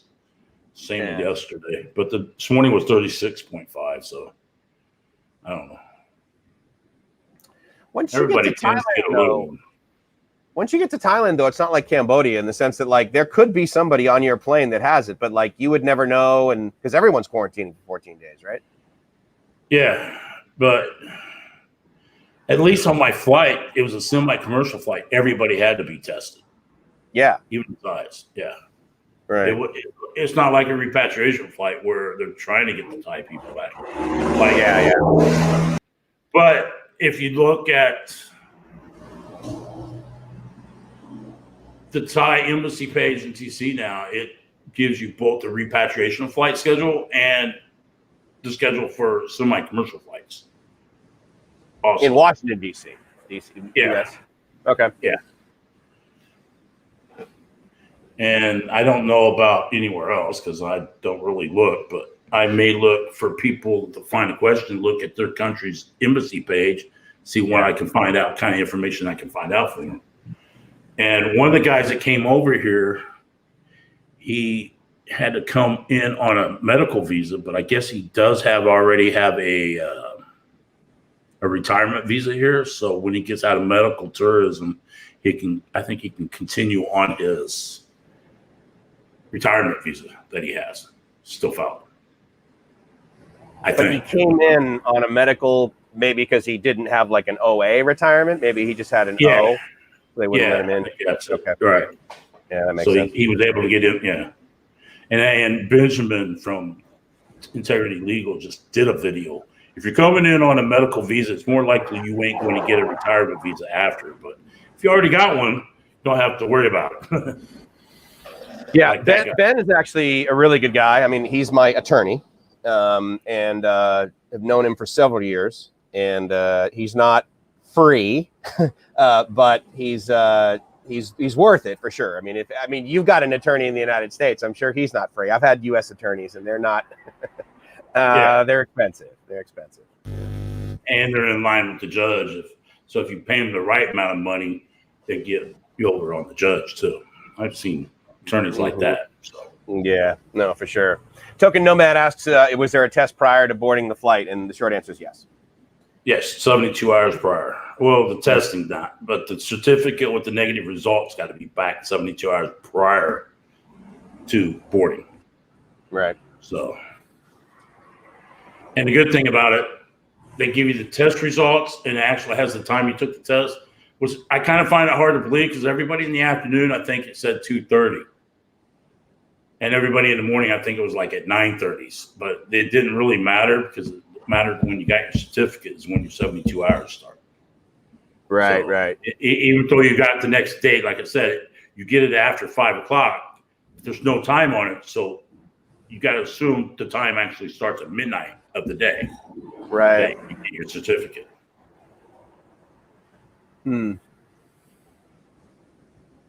When you got your tests in Cambodia, the cost of all that was paid for through that like $2,000 deposit thing. Like you didn't have to pay anybody to do any of that stuff, right? Yeah, when you first got there, but coming here, you got to pay for it because it's because $2,000 deposit for when you come in, you take your COVID test. That's all included in the $2,000. Right. But when you're coming here, they already gave you your money back. So how are they going to charge you out of that when you're coming here? It's a totally different thing. So the tests you get there. Go ahead. Yeah. Well, see, they have 2 testing centers. One at the Khmer Friendly Hospital. Those are for people coming in the country. And then the National Institute of Public Health. Those are people going to fly. The certificates you get at the hospital are worthless. It ain't worth nothing that's written on, except for when you're coming in the country and you got to test out of your self-isolation. It's the only thing it's good for. If you want to travel on it, you can't travel on it. So it's not. The certificates weren't made to travel for. So you have to go to the National Institute of Public Health to travel. But again, this is in Cambodia. Yeah. The tests you're getting there in Thailand, is that all like included in the price of your hotel? The 14-day deal, or What's that? Oh, here? Yeah, you don't have to pay Or in cash for Cambodia. those tests there, right? In Thailand? No, I think they're all included. You get 2 tests, and you even get free telemedicine appointment if you need one. All right, You feel nice. the need for one. Paul asks a good question. He's like, how did you find a clinic to get a quick test? Well, the thing is, where at?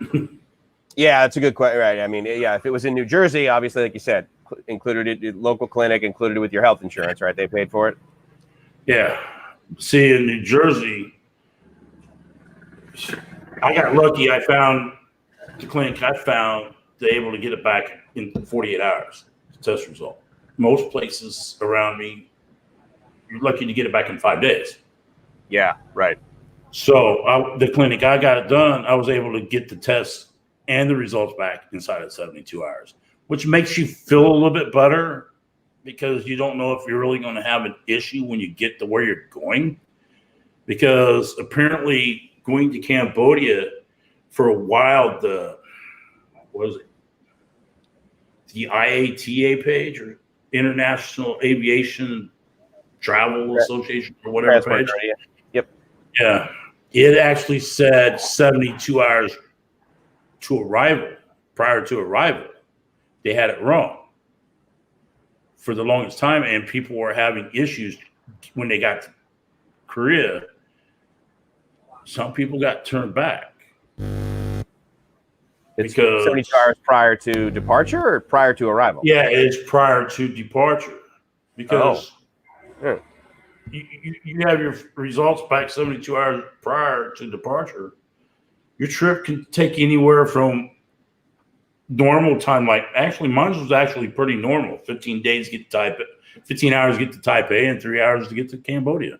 Right. That's typical, 3 or 4 hours, whatever. Mm-hmm. Yep. But there's some flights you get into some place, you may be sitting there for 2 days waiting for the next flight to go to Cambodia or to Thailand. Yeah. Especially in July and August.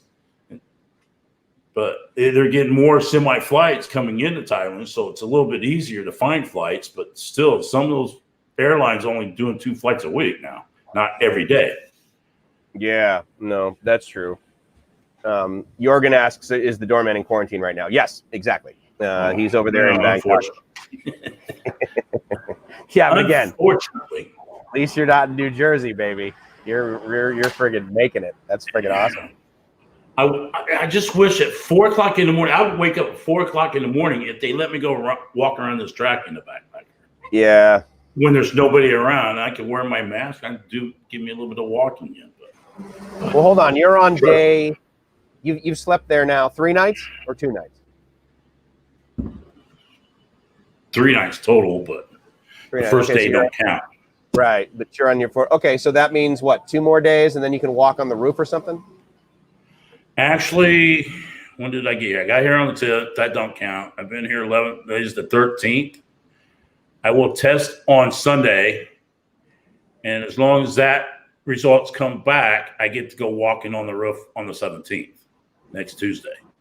And is there like a time limit? Or they like, look, everybody gets an hour in the yard? That I'm not for sure about yet. Okay. When it gets here, I'll figure it out. But like my neighbor said, there's better views from the balcony out here off the 5th floor than there is off the roof. Really? Mm-hmm. Yeah.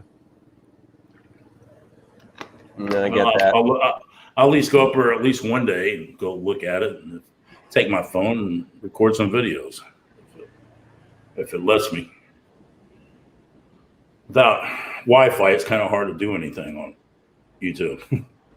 Usually my videos that I've been posting the last couple of days out on the balcony, for some reason, I still had my Wi-Fi as soon as I walked out and start videoing. But as I point, it dropped out, and I keep getting a message that you have no internet service. Do you want to go to downloads? No. It kept on asking me that. But when I came back in the room, I got my Wi-Fi back on. I was able to download my videos. Is your girl going to bring you a sim and like drop it off at the front desk? I think her sister's bringing me some stuff today. I think. I don't know. Supposed to. And hopefully she can get me a sim. Yeah. I mean, they're easy to, Thai person can grab it at 7-Eleven. Yeah, that'd be easy. Nice. As long as it fits my phone, that's the thing too. Oh, you have an Apple, right? You have Yeah.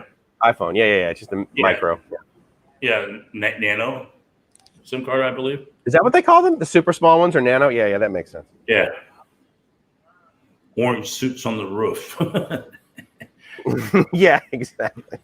Chained to his neighbors, picking up garbage on the side of the road. Yeah, nice. Token Nomad says he's having a rapid test tomorrow. Results in 15 to 30 minutes. Where? But is it a PCR? But is it a PCR test though? Yeah, how many different kinds are there?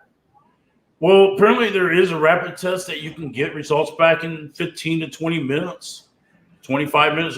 There was one place in New York, but they weren't actually the PCR test. I think they're just called a rapid test.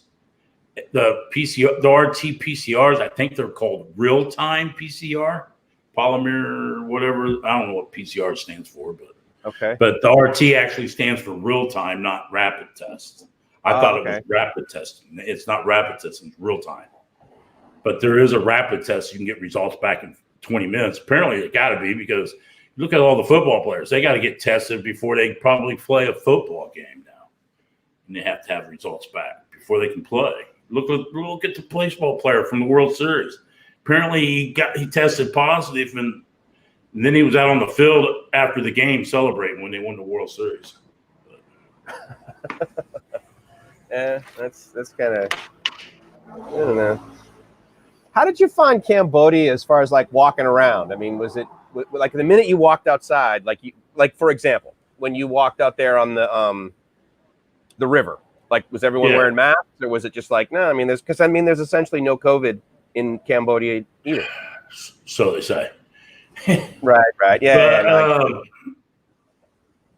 Down in the river market or river area, there was some wearing masks, but not everybody. I don't know. It was probably more no mask but there was a restaurant right down the street.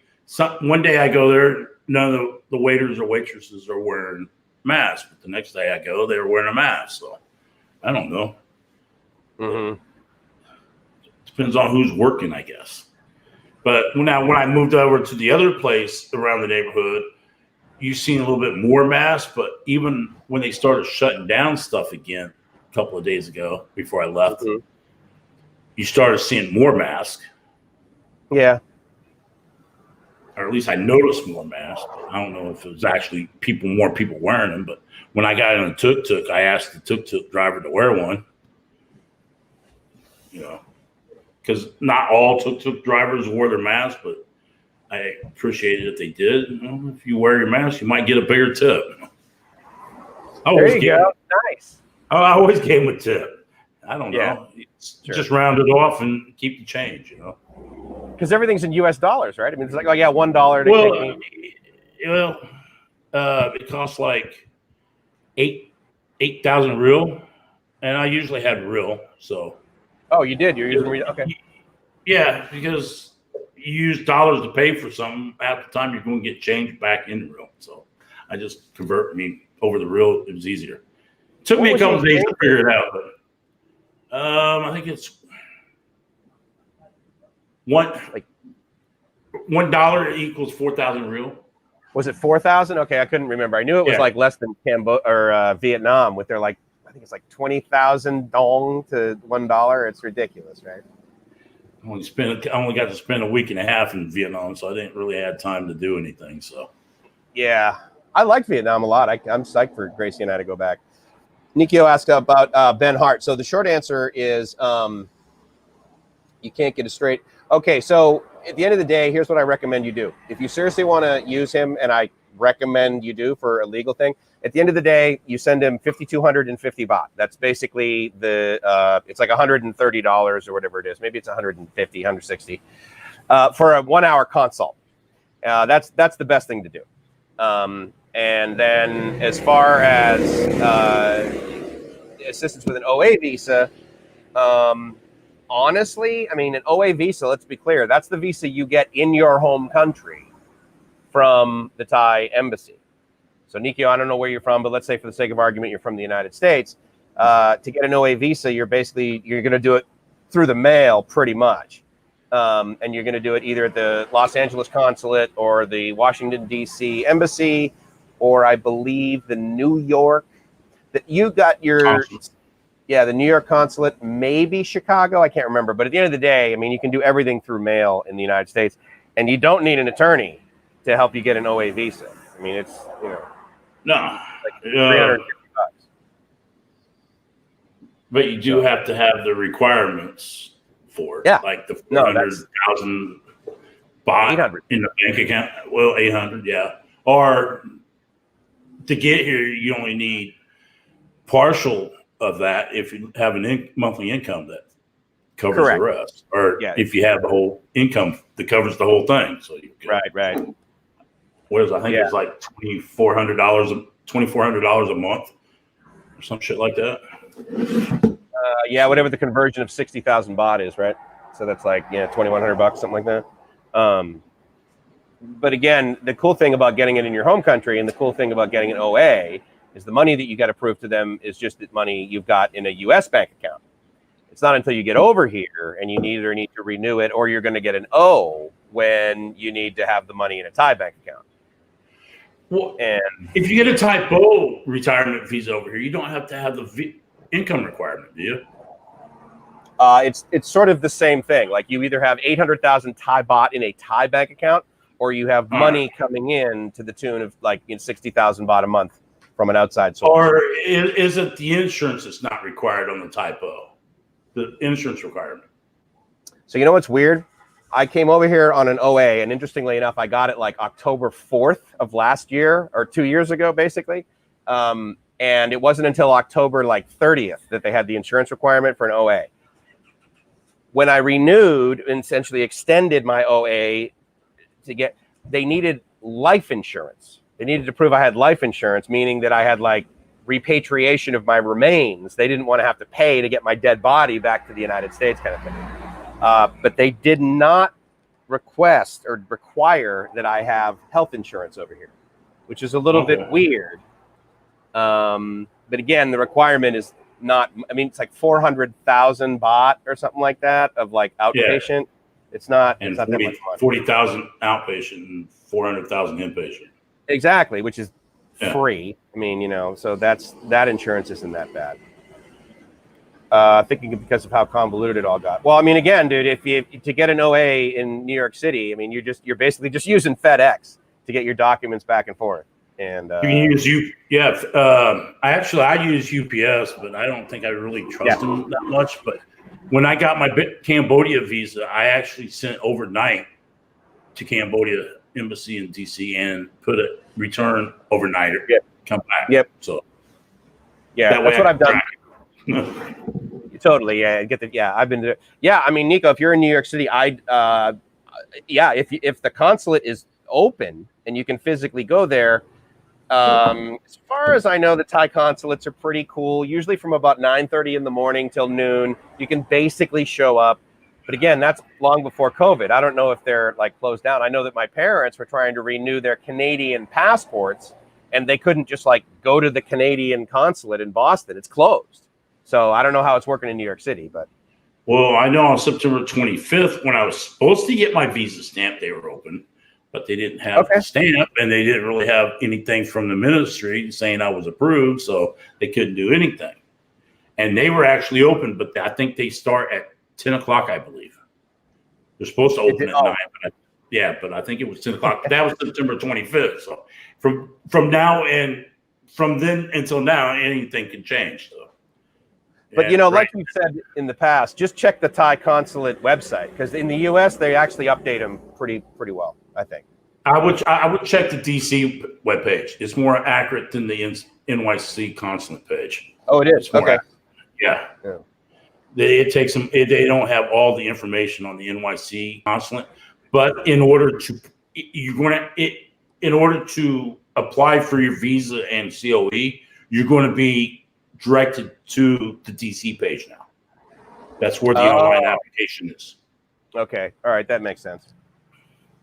So but Big Bad where you're from, and that's where they're going to end up sending everything to anyway. So since he's up around New York, they'll send everything back to New York when they're ready to process the certificate of entry and everything to him. Yeah, they'll send it back to them. Yeah, I mean, honestly, there's no real sort of. I mean, I went up to Los Angeles just because I wanted to see the process. Again, this was all pre-COVID, but I kind of wanted to get it like that day. I didn't want to have to worry about the mail back and forth. And all I can tell you is that if you are physically going in, make sure you have 4 copies of everything. You will likely only need 3. Okay. And don't be like the dick who was like right next to me. And he's like, I've only got 2 copies. You guys didn't say anything on the website about needing 3 copies. It's like, look, dude, there's so many friggin' videos on YouTube about all the stuff you need to get to your OA. Just bring 3 copies of everything. Bring 4 copies of everything. Anyway. So Joe's asking, how long did it take to get your elite visa? We went through the discussion of it in the beginning. But at the end of the day, you applied for the thing, let's say for the sake of argument, the beginning of September, and you physically got the sticker in Phnom Penh at the Thai embassy about 2 months later. Is that about right? Well, at the beginning of August, and I got it, 2 months later. But normally it takes 2 to 3 months anyways for the whole process to get approved and fly in and get it here in Thailand. But now you're just doing it at the consulate or embassy, wherever you're at, instead of flying into Bangkok to get it now. So technically it could have took me a total of a full month, but it didn't, because I was able to get it in 2 weeks, everything done, the stamp and the COE. Technically, Elite tells you to wait until you get the stamp, then apply for your COE. But they told me before I got the stamp, they knew I'm getting the stamp and I've been approved. Like I said, they told me one thing, they told the other American something else. They told him to wait until he got the stamp before submitting the TMQ. They told me to go ahead and do it. But like I said, we both ended up at the embassy the same day, getting our stamp and our certificate of entry. So the process can change at any moment in time. So it's not guaranteed the same everywhere. Even a guy in France, he was talking, I got my certificate of entry and my stamp at the same time. And I had I think he got here 2 weeks ago from France. And he's an American. Got to Bangkok or got to Cambodia to cruise over? No, Bangkok on elite visa. Yeah, I think he came like a week ago or 2 weeks ago. I haven't talked to him since he got here. Okay. The way I was looking at it is I'm like, okay, I send this guy the application for Gracie. If you guys don't know, I'm getting Gracie an elite visa, the same thing that Todd has. The way I'm looking at it and the way that Russell, who's the first guy that actually Todd recommended I talk to, and he's been awesome, is that it's going to take about a month to get approval, basically. And then about like 7 days, you said about a week for me to like give them the money and them to say, yes, okay, we have your money.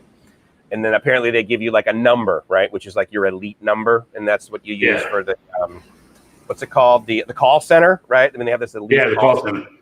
Yeah. And the first email you get from him, he's going to have that number. So you just keep corresponding off that same email the whole time.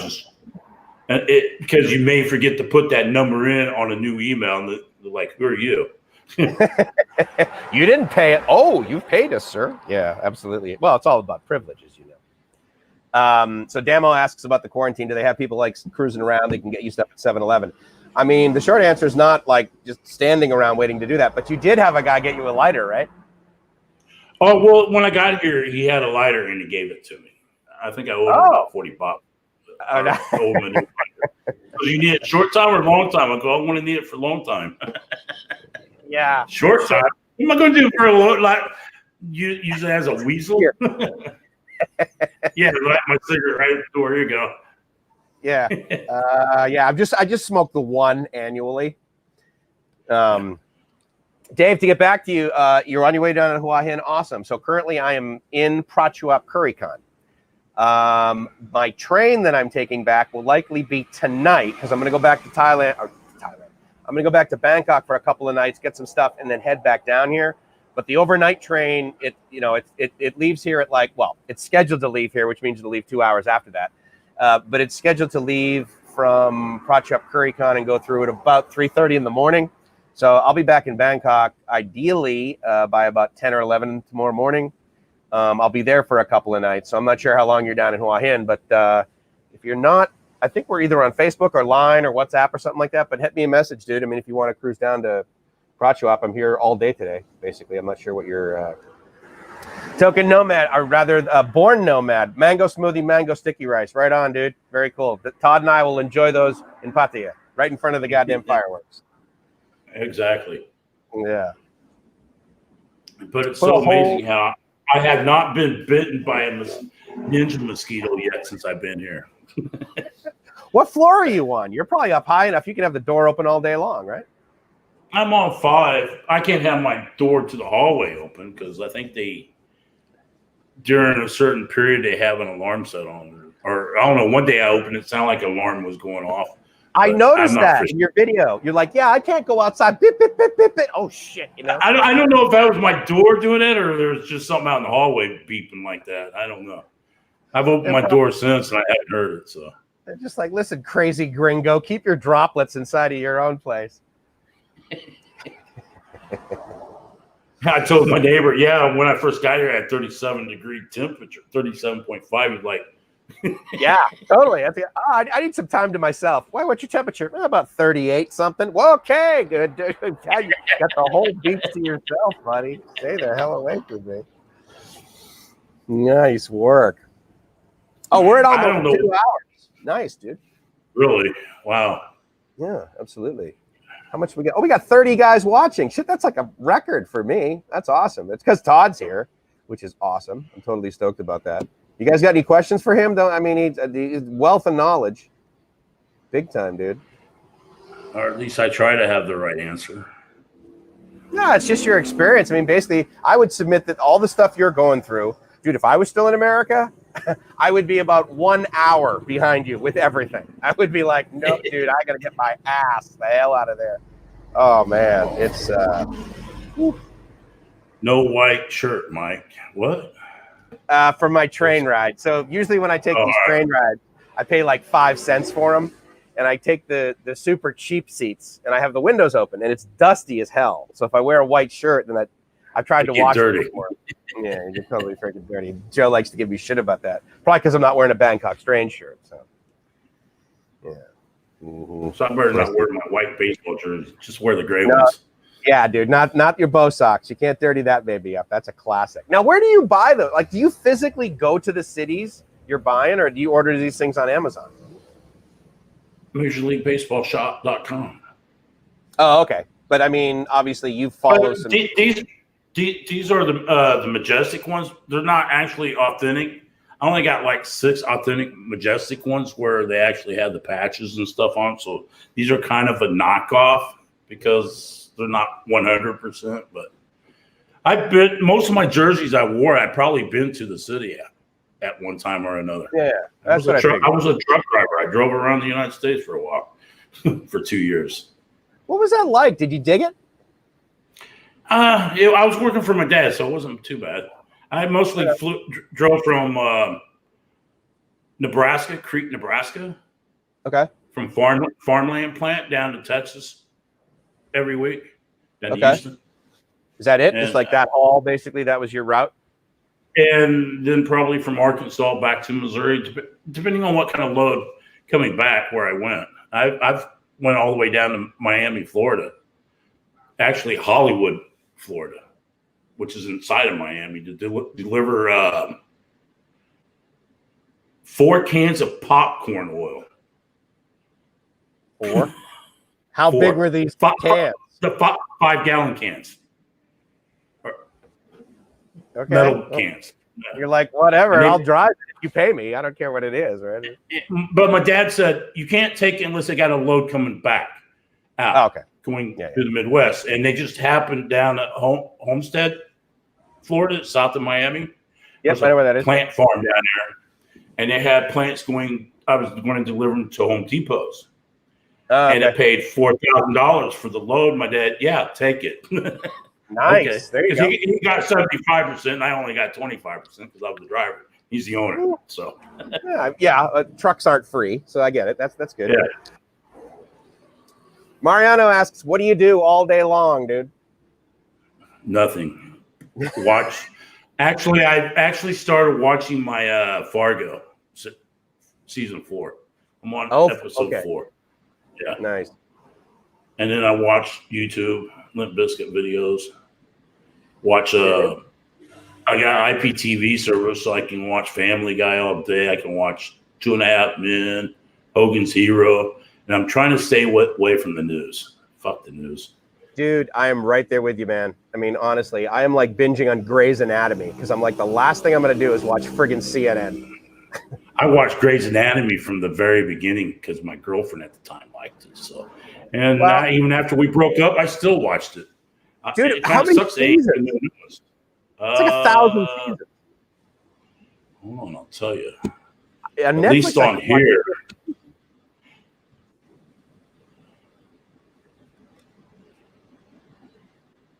Hold on, I'll tell you in a couple minutes how many seasons. I got Hulu, so I think they got them all on there. Oh, okay, nice. Hugh asks, you missed the first hour. What security software do you use across devices? You talking about VPN? I use ExpressVPN. That's what I got. Yeah. I tried out a couple of VPNs, and of course, I ended up going with this one because it was, I don't know, it seemed more stable than the other ones I tried. Yeah. Yeah, that's what I use. I've been using it for like 5 years. It works on my phone. It works on my device. It's great. There's a link. I believe there's 17 seasons. 17. Okay. Yeah. But for some reason, not all of them are showing up. Whoa, wait a minute. What's this? All right. I don't know. This looked like new ones, man. From season 7. I have to actually Google search it, see if they got new ones, because I haven't watched it in a couple of months because I haven't seen any new shows. Grey's Anatomy is one of my favorites. I think I rolled over through season 6 last night. I think just before I went to bed, I was at season 7, episode 1. So, but these 2 new episodes they got on here for season 17, you got Meredith wearing like a complete hooded mask, and then that's on episode 1. And episode 2, the black doctor, I can't remember his name, he used to be the chief of surgery, but Richard. Yeah, Richard. He's wearing a face mask on there, but of course he is in the hospital. Yeah, Dr. Weber. Yep, absolutely. That's a good but show. You're still, but you're still in the McDreamy era. Yes. I won't destroy it. So you can watch it. Yeah. No, what we just finished with last night in the few episodes was the shooter, the shooter guy that was running through the hospital, killing people. Remember that? Oh, it's been a while. So that was season 17. Yeah, that was season 6. I'm on 17. I've been watching it from the day 1. I think. I can't remember. Nice. I can't remember when they came out. But Stuck says he suffers from road rage. Road rage. That's good that he's not driving a 40-ton vehicle. Yeah, thank you. I appreciate that. Probably a wise move. Good boundary. And half these damn truck drivers on the road ain't a fucking truck driver anyways. You don't know how to drive. Yeah. When I drove a truck, I had a truck that would go. So, but if I look in my mirror, I see a car coming up faster than me. I'm not going to cut him off. Right. I'll let him go past me. Yeah. Like some of these truck drivers, they see you coming up, they'll cut you off just for the stupidity of it. They know that you're going faster than them, and they want to fuck with you. They're assholes. Yeah. Some of them are. Yeah, I mean, there's plenty of assholes everywhere, even on the freeways, right? Token Nomad's asking about yeah. Tell them about that. Day 4, right? You're upstairs?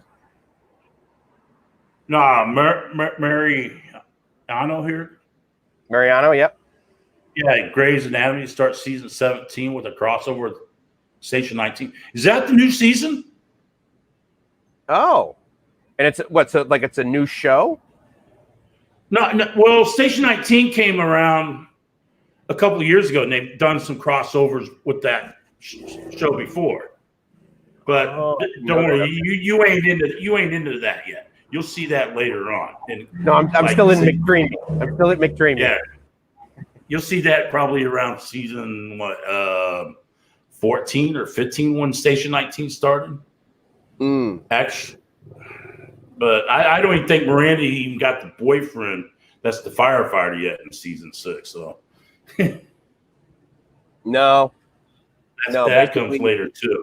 Let's see. Actually, he becomes her husband, and he works for Station 19. Who's the Asian? I mean, I know her name is Sandra Oh. That's the actress's name. But what's her character? The Chinese lady, or she's not, but Asian woman. Yeah. Oh my God, that's horrible that I forgot her name. Anyway, she just broke up with the trauma guy who was in Iraq. It's like somebody knocking on my door. Probably like, why are you yelling at your computer? And what is living my ass off really?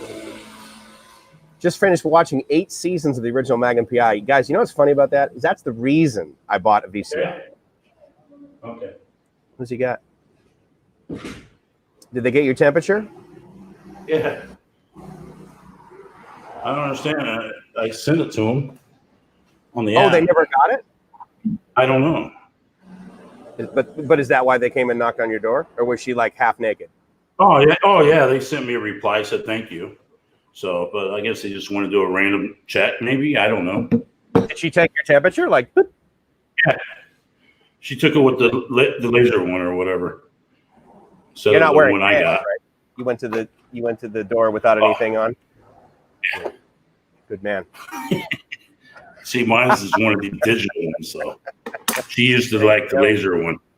It's official. There you go. Nice work. Okay, so Station 19, that's good. I don't even know anything about Station 19. I'm only at season 7, so.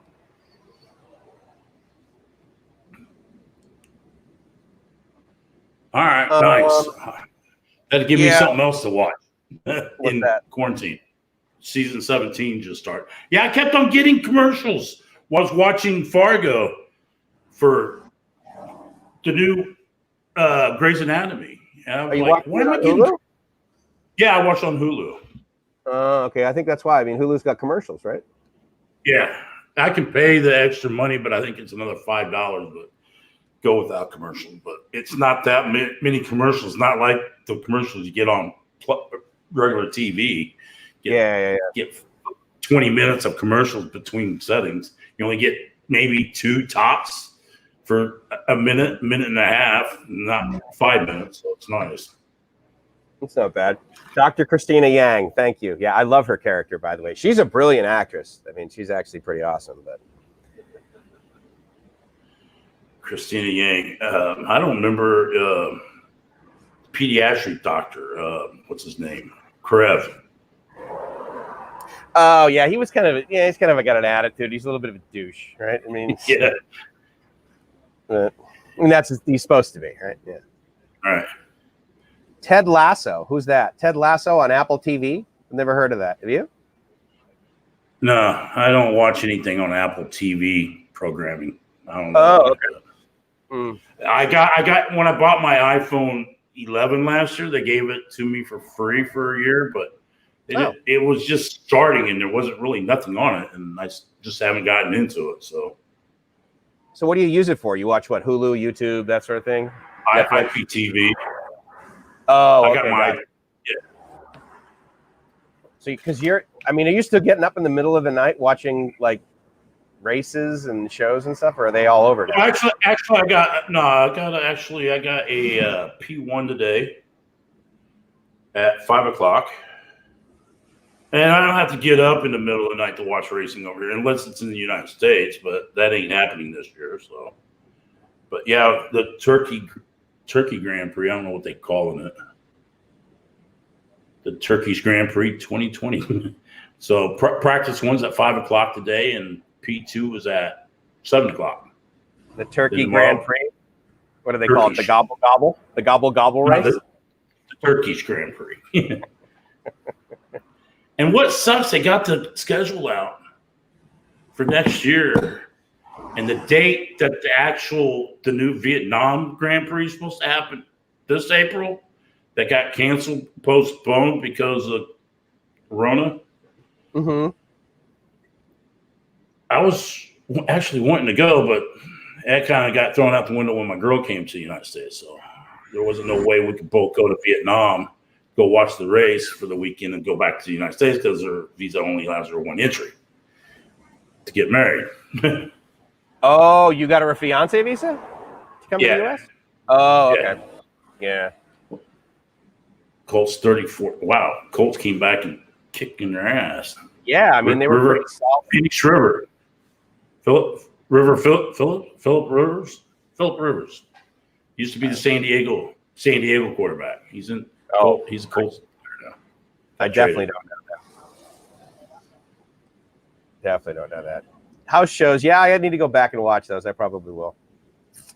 American college football hired a coach at Premier League soccer team, so lots of cultural football stuff. Right on. Maybe, but I mean, if it's only on Apple TV, that won't be available to me, and you don't have it anymore, right? I don't have it anymore. Unless it's free. I don't know. So. Q, what are you talking about? Saw the podcast talking about your temp there watching you. I'm unfamiliar with what you're talking about, Hugh. Sorry, must have missed a comment or whatever. You mean Apple TV is watching us? No, the nurses must be watching my YouTube channel. That's what he meant. Yeah, there you go. Yeah, actually, that's. Oh wait, is she a nurse? She's not just like a staff member. I think she's a nurse. I don't know. She's probably some type of nurse.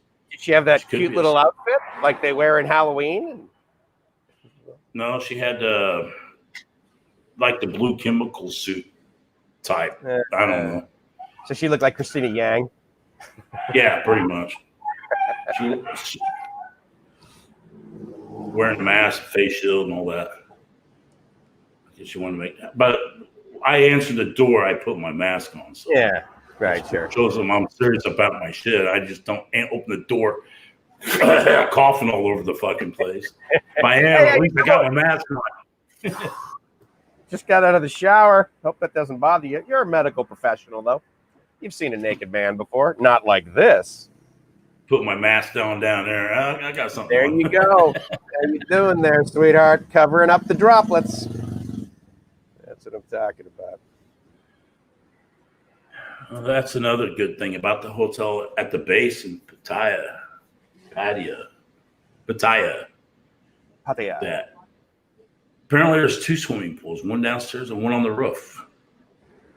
Now, do they talk about being allowed to use those, or they just gave you the date of when you could walk on the roof?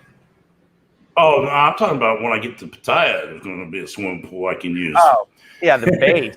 Yeah, absolutely. Yeah. They got some nice ones for sure. And I'm sure Pattaya Beach is going to be packed because of fireworks, even for the weekend probably. But I'm thinking about going to the beach north of it. You think that's going to be busy too? I think it's probably the beach you go to. The beach I don't know what beach. Yeah. Naklua? I don't know. You mean like up near the Sanctuary of Truth?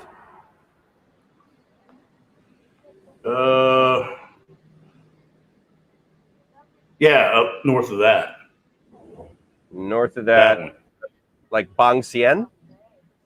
Well, there's that big one. Looks like I don't know. The only beach I've been down there is Pattaya Beach. I've never been to none of the other beaches. I know Pattaya Beach runs all the way up Beach Road down to Walkie Street. South but of that. Jom Tien is cool. Jom Tien's nice. Yeah, but probably have a lot of people there because people going down there too. Probably, I don't know. But I can always go down to Jompion Beach. That's actually south. That may be all right. There's a cool night market over there. It's more family beach, right? But I was thinking about going, maybe up north of Sanctuary of Truth there. I don't know. Sanctuary of Truth's cool, dude. If you've never been there, I highly recommend it. It's fun. It's awesome looking. All right. Yeah. Do they got a beach right there? The short answer is yes, but it's more like a wall, basically. I mean, there's water there. But there's no. I mean, you don't like walk on it like Pattaya Beach, so there's no sand.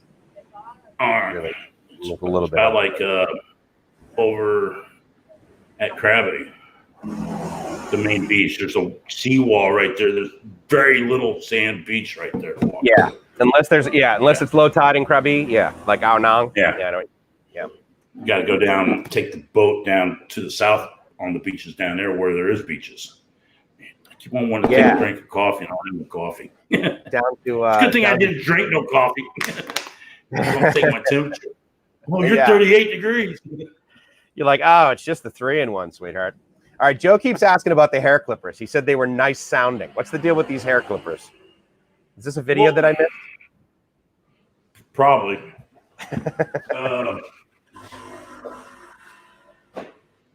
So Token Nomad. Go ahead. Sorry. The two plugs they got in the wall here, they're kind of like American wall plugs. I can't see them. Put them in front of the camera. Not only do you have the plug where these fit. Oh, okay. Oh, dude, 220. Look out. Well, these clippers, they apparently are 110 because the safety thing right there. On the clipper. Well, yeah. I think it's only made for a 110 plug-in, but you can plug in 110 products in this wall because in Cambodia, I couldn't plug these in because it didn't have the wider side. Yeah. Well, look on the actual clippers. It may have a switch for because if it's a motor, then it's going to have 110 or 220. Have you plugged it in yet? You might burn the motor up. I wouldn't recommend it yet, unless you. I think it's probably almost there, anyways. Listen to these bad boys. Yeah. Are they from the U.S.? Yeah. Well, they may just need the oil. I may need a little bit of oil for them. Maybe. And they may be dried up. Depending upon how sophisticated it is. I mean, it's from the U.S. It's used to 60 cycles, and if it's a motor, then obviously if it's trying to get 50 cycles, it'll sound a little bit weirder. But for the most part, if you haven't burned the motor up with 220, you should be fine.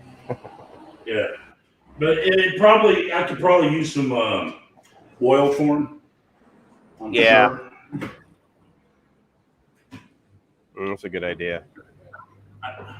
I lost the motor oil for him a long time ago somewhere, but I'm sure I can find some somewhere. You travel with maybe some 10W30? Yeah, right. I'm thinking about seeing if I can find a pair here that like runs on like a lithium battery, rechargeable battery. Pair of hair clippers. Why, even though going to a barber shop is only what, $2 maybe? Yeah, I was gonna say. I mean, if you have to do it inside, but once you can go outside, it's like, 100 baht, and you're golden, dude. They'll give you a shave too. Yeah, it was like $2 over in Cambodia for a haircut, and he asked me, "Do you want to shave?" I go, "No, I'm all right." Actually, I shaved yesterday, so I can only go so long. Days. I get kind of lazy. Token Nomad asks, are there any good NFL bars in Bangkok? Mariano seems to think that the Game Bangkok on Sukhumvit 9. I'm unfamiliar with that one. I don't know if you ever went to any like sports bars when you were in Bangkok. I don't really go. Nah, maybe the Stumble Inn is a sports bar, maybe in Nana Plaza. Over on Nana, yeah. It's right there at the beginning of the road. I've been in that bar just to have a beer. Just to say I went to the Stumble Inn because a couple of my coworkers at the tunnel, they used to go to the Stumble Inn on 2nd Avenue. And I just stumbled across that bar I had to send him a picture. Hey, if you think there's a stumble in New York, there's one here in Bangkok, dude. Come here and be right at home. Let me show you why this one's better. Yeah. Or let me explain why. 2-3 games a month, but I've won. Oh, okay. He's talking about betting on the. Okay, that makes sense. His pool. And probably most football games they got on over here ain't American football sports bar. It's more soccer, European football. Yeah, Soccer. agreed. Yeah, because you're going to like Irish pubs sometimes, or they have Aussie pubs too that are kind of into that. Sudarot, good to see you. Thank you for coming by, man. Appreciate it. But it's still football, not football. Mm-hmm.